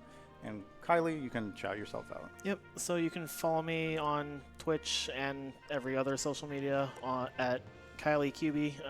It's KYLIEKYUBI. I will also be back here at Pace at the very beginning of Thursday morning at 1 a.m. playing Crash Bandicoot 4 Enhanced, which is a really, really well done mod for that game. So definitely recommend checking that out. Yeah, it's just a super hype run. I'd recommend watching it. And yeah, thank you, Pace, for having us. And for viewers watching, please continue donating for a good cause. But yeah, goodbye.